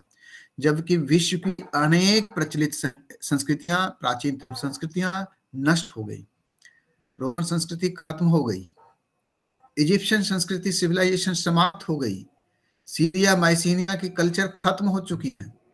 हम सभी जानते हैं, नहीं जानते तो जान लीजिए, ये सब सारे कल्चर अब नहीं बचे हैं। रोमन संस्कृति के बजाय हम इटालियन संस्कृति पढ़ते हैं, इटालियन कला इतिहास पढ़ी ना, इटली की राजधानी जबकि रोम है, तो ये समझ लीजिए उनकी रिप्लेसमेंट हो चुका है। किंतु भारतीय संस्कृति वैदिक स्वरूप नहीं है, किंतु वैदिक विषयों को हम आज भी लेके रखे हुए हैं, संरक्षित रखा हुआ हमने, इसलिए यह शाश्वत है और जीवित है और अपनी पहचान है। इसलिए विश्व के आकर्षण का केंद्र रहा है। विश्व के आक्रांताओं ने इन्हीं को नष्ट करने का हमेशा प्रयास भी किया है, जिस कारण से हमारी संस्कृतियों में बहुत सारे कुरीतियों का प्रादुर्भाव भी हुआ। हमारी संस्कृतियों के सूत्रधारों, तत्ववेत्ताओं, ऋषि मुनियों तथा मनीषी विद्वानों ने अपनी कठोर तपस्या एवं प्रखर पांडित्य से पखार कर जो ज्ञान की थाती हमें सौंपी है, हमारे जीवन के सर्वांगीण विकास के लिए जो विधि विधान बनाए हैं, बताए हैं, तथा जो पावन परंपराएं प्रचलित की हैं, उनकी गूढ़ रहस्य समझकर हमें उन्हें अपनाना चाहिए। बहुत सारी चीजों को हम छोड़ देते हैं, ये परंपराएं बेकार की चीजें हैं, लेकिन हम क्यों नहीं उसको सोचते हैं कि आखिर ऐसा क्यों हो रहा है। हम नहीं अपनाए कोई बात नहीं, लेकिन जो कर रहे हैं उनको हमको सोच करना चाहिए, उन पे तर्क लगाना चाहिए, वैज्ञानिक दृष्टिकोण देना चाहिए कि आखिर क्यों हो रहा है, ये ऐसे क्यों कर रहे हैं, कुछ तो बात होगी उसमें। हम नहीं जानते हैं, वो लोग भी नहीं जानते उसका प्रयोग करते। बहुत सारी चीज जो प्रयोग में है उनके बारे में वो सिद्धांत नहीं जानते, वो लॉजिक नहीं जानते, दादा करते आ रहे हम भी कर रहे हैं, आखिर क्यों करते आ रहे, इससे हमें शोध करना चाहिए, इसके तरफ हमारी जिज्ञासा बढ़नी चाहिए और जब जिज्ञासा बढ़ेगी तो आप उसे शांत करने का प्रयत्न भी करेंगे। उनके गूढ़ रहस्य को समझकर हमें उन्हें अपनाना चाहिए। यही हमारे बहुमुखी विकास की आधारशिला भी है। वास्तव में ये हमारे आधारशिला है, नींव है, तथा इन्हीं पर भारतीय संपदा एवं संस्कृति की भव्यतम प्रासाद प्रतिष्ठित होकर प्राणियों के कल्याण का आश्रय स्थल बन सकता है। यह भव्य प्रासाद बन सकता है, महल बन सकता है, और यहाँ प्राणियों का कल्याण हो सकता है। हम तो हमेशा ही प्राणियों की बात किए हैं ना, हमने मानव की बात कभी नहीं की। हम तो संपूर्ण प्राणी की बात करते हैं। कोई जीव दुखी न हो, ये हम प्रार्थना करते हैं। सर्वे भून सुखनो सर्वे सन्तु निरामया सर्वे भद्राणि पश्यन्तु मा कश्चित् दुःखभाग् भवेत्। यह हमारा सिद्धांत अपनी धाती को परख कर अपनाने का आह्वान सभी विद्यार्थियों से की जाती है, और वह इनको समझेंगे, ऐसी मेरी आशा है। दो शब्द धरोहर। धरोहर क्या है? जो हमारे पुरखा ने हमारे लिए घर बना के गया, जो हमारी संपत्ति अरज के गए, धन दौलत रख के गए, क्या वो धरोहर है? वो तो नष्ट हो जाएंगे एक न एक दिन। तो धरोहर क्या है? हम सांस्कृतिक धरोहर की बात करते हैं और सांस्कृतिक प्रतीक की भी बात करते हैं, जो हमारी चिर धरोहर है, जो हमेशा शाश्वत रहेगी और हमारी पारंपरिक विषयों को, हमारे लोक संस्कृति को, जन संस्कृति को आगे बताती रहेगी, बताती रहेगी।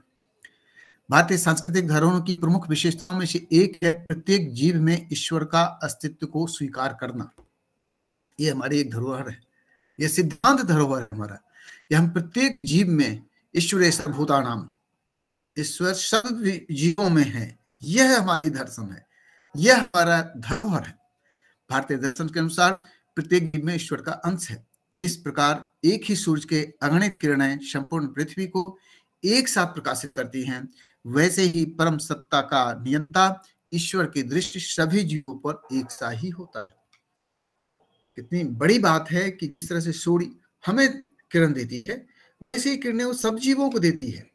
वह जीव छोटा सा हो या बड़ा सा हो, दृश्य हो या अदृश्य हो, सूर्य की किरणें उनके लिए भी समान रूप से उपलब्ध है।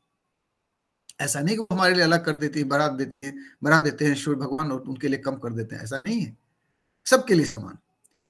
तो यह हमें भी समझना चाहिए। हमारी धारणा, हमारी मान्यता इसी पर पहुंचती है, इसी ओर पहुंचती है कि हम, हमारी दृष्टि में सभी बराबर हो। संस्कृति के आदि पहचान के रूप में विद्यमान सभी वस्तुएं हमारी धरोहर की श्रेणी में आते हैं। अर्थात जितनी हमने चर्चा की है सांस्कृतिक क्रियाकलापों की, गतिविधियों की, एक्टिविटीज की या प्रैक्टिसेस की, these are the practices of our cultures. Practices word headings में आए ना, किंतु हमने उसको एक्टिविटीज में कन्वर्ट किया, गतिविधियों के रूप में, क्रियाकलापों के रूप में। वही प्रैक्टिस है। आर्ट प्रैक्टिस, वो चाहे डांस, ड्रामा, के रूप में हो, उनको सहेज कर रखना, यही हमारे धरोहर है। प्राचीन और ऐतिहासिक महत्व के मठ, मंदिर, स्मारक, इमारत आदि स्थलों के साथ साथ प्राचीन या प्राच्य वाङ्मय यथा वेद, पुराण, महाभारत, गीता, रामायण आदि ग्रंथ भी हमारे लिए धरोहर की श्रेणी में आते हैं। ये सारे हमारे संग्रहणीय हैं, ये हमारे धरोहर हैं, जिसे सहेज कर रखना, इससे ज्ञान लेना। बहुत सारी किताबें हमारे लाइब्रेरी में होती हैं, जरूरी नहीं कि हम सारे पढ़ डालें या सारे पढ़े हुए हों, लेकिन जब जरूरत पड़े तो आपके पास किताब होती है, पुस्तक होती है, वो ग्रंथ होती है, तो आप उससे संदर्भ ले सकते हैं, अपने जिज्ञासाओं को शांत कर सकते हैं। मेरे पास वेद के सारे ग्रंथ रखे हुए हैं, कभी आपका आना हो तो देख सकते हैं, उस पर कुछ संदर्भ चाहिए तो ले सकते हैं। तो ये ग्रंथ केवल अलमीरा की शोभा नहीं बढ़ाती, देखने भी अच्छी लगती है, मन में कुछ भावनाएं डेवलप होती हैं। जैसे हम खाना खाते हैं वही हमारा स्वभाव बनता है, उसी तरह से जिस परिवेश में हम रहे हैं वो थोड़ा प्रभाव तो डालेगा ही। तो ये हमारे लिटरेरी या साहित्यिक धरोहर है। इस प्रकार से पवित्र नदियां गंगा, यमुना, कृष्णा, कावेरी आदि भी तो भारत के गौरव हैं, अतः यह भी हमारे धरोहर है। इनके साथ ही लोक कला एवं शिल्पादि के विविध आयाम भी हमारे लिए धरोहर है। जितनी भी कला शैलियां हैं, भले ही छोटे से एरिया में है, छोटे से क्षेत्र में पल्लवित पुष्पित हो रही हो, किंतु वो हमारे धरोहर है। यह हमें समझना चाहिए, यह हमें इसके तरफ प्रयास करना चाहिए। आपको शायद ज्ञात हो, चित्रकूट में एक कला शैली ऐसी है जो वर्ष में केवल 15 दिन क्रियान्वित होती है, 15 दिन केवल इसका प्रैक्टिस होता है, उसकी गतिविधियां संचालित होती है, बाकी कहीं नहीं होती। साल भर।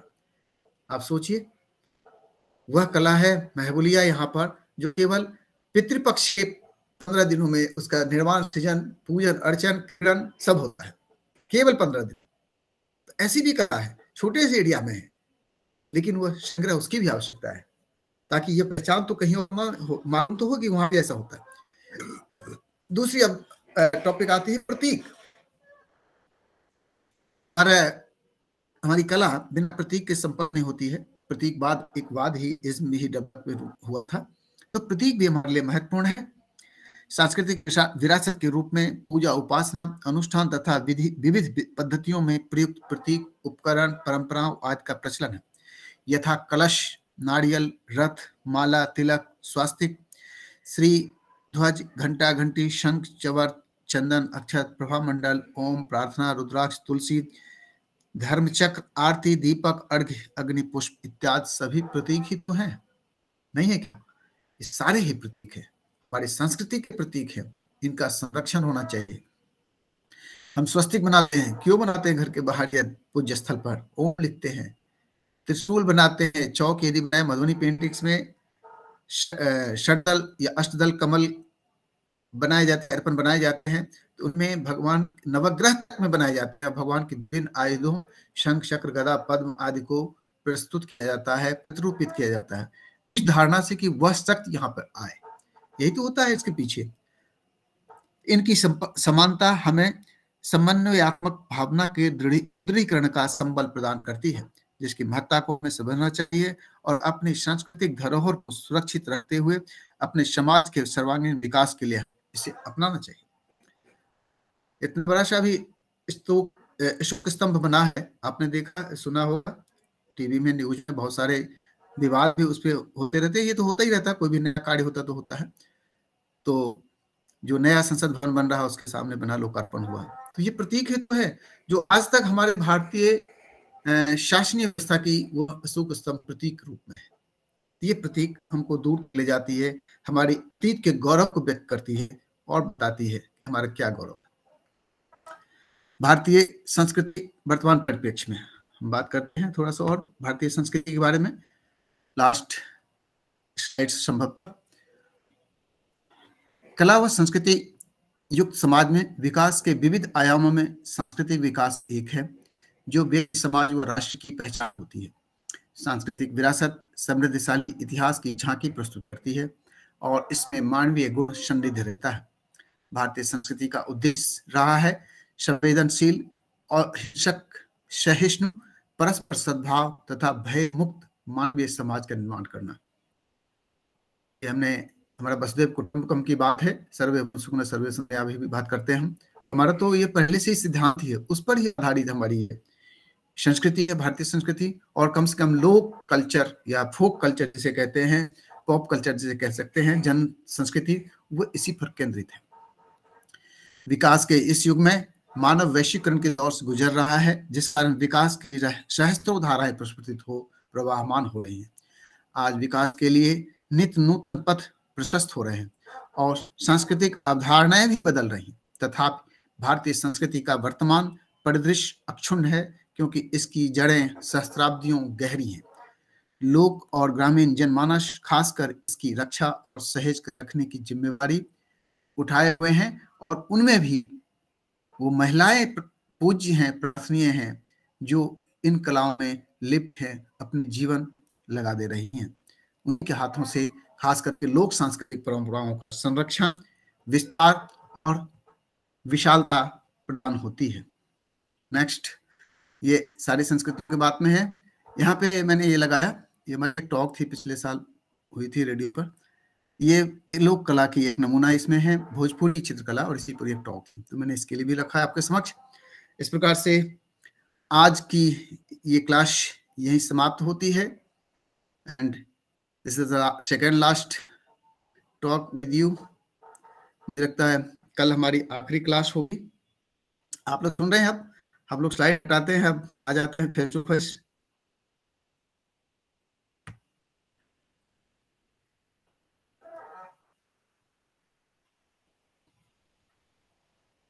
क्यों कंचन, आवाज आ रही है?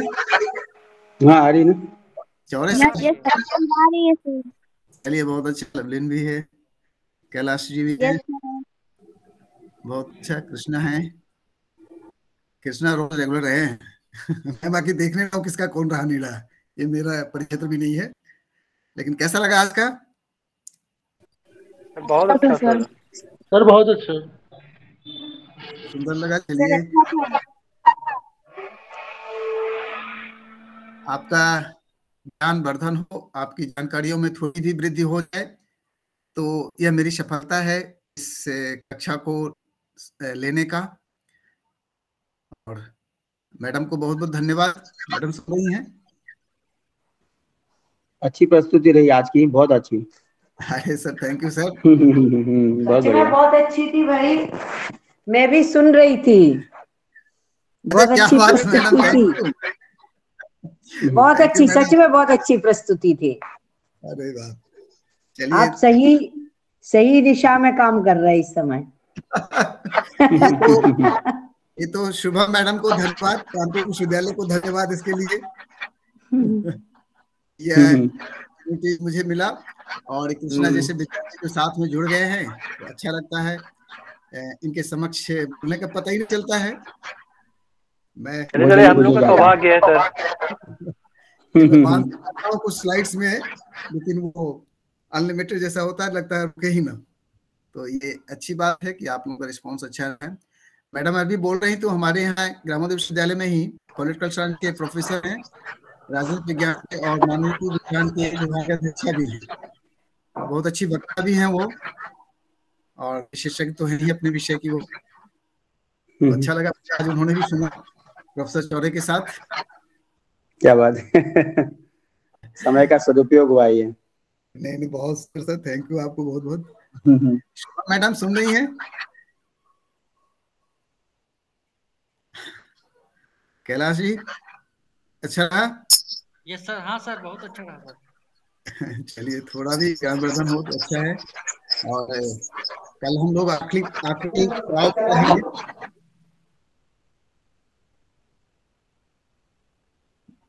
मैडम की रिकॉर्डिंग क्लोज हो रही है, बंद कर दिए।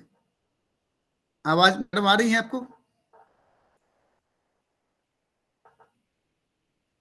Lovleen is there? हाँ, लवलीन भी सुन रही है। Yes sir. हाँ, यस सर। प्रवीण भी हैं ये। हाँ, प्रवीण भी आ रही है। यस सर है। हाँ हाँ, बिल्कुल बिल्कुल। अच्छा, मैडम की अनुमति हो जाए तो हम लोग क्लोज करें। शुभ रात्रि कर ले मैडम से। Hello sir. जी सर। हाँ हाँ, आ रही जी आवाज। सर। शुभ रात्रि सर। शुभ रात्रि, शुभ रात्रि मैडम। थैंक यू, इसी समय पे बहुत बहुत धन्यवाद इतना अच्छा लेक्चर्स हमारे बच्चों को देने के लिए, हमारे बीच आने के लिए, भले ही ऑनलाइन। नहीं, कहा हम लोग तो प्रत्यक्ष हो ही जा रहे हैं, दिख ही रहे हैं ना। और ये आपको बहुत बहुत धन्यवाद की अपॉर्चुनिटीज मुझे आपने दिया। कल हम लोग आखिरी कक्षा में मिलते हैं फिर 6 o'clock in the evening. Okay, good night everyone. Thank you sir. Thank you sir. Thank you sir. Good night sir. मिलते हैं कल फिर हम लोग। जी सर। जी नमस्कार, गुड नाइट, शुभ रात्रि। Good night sir, Chaure sir. Good night sir. Good night everyone. Right.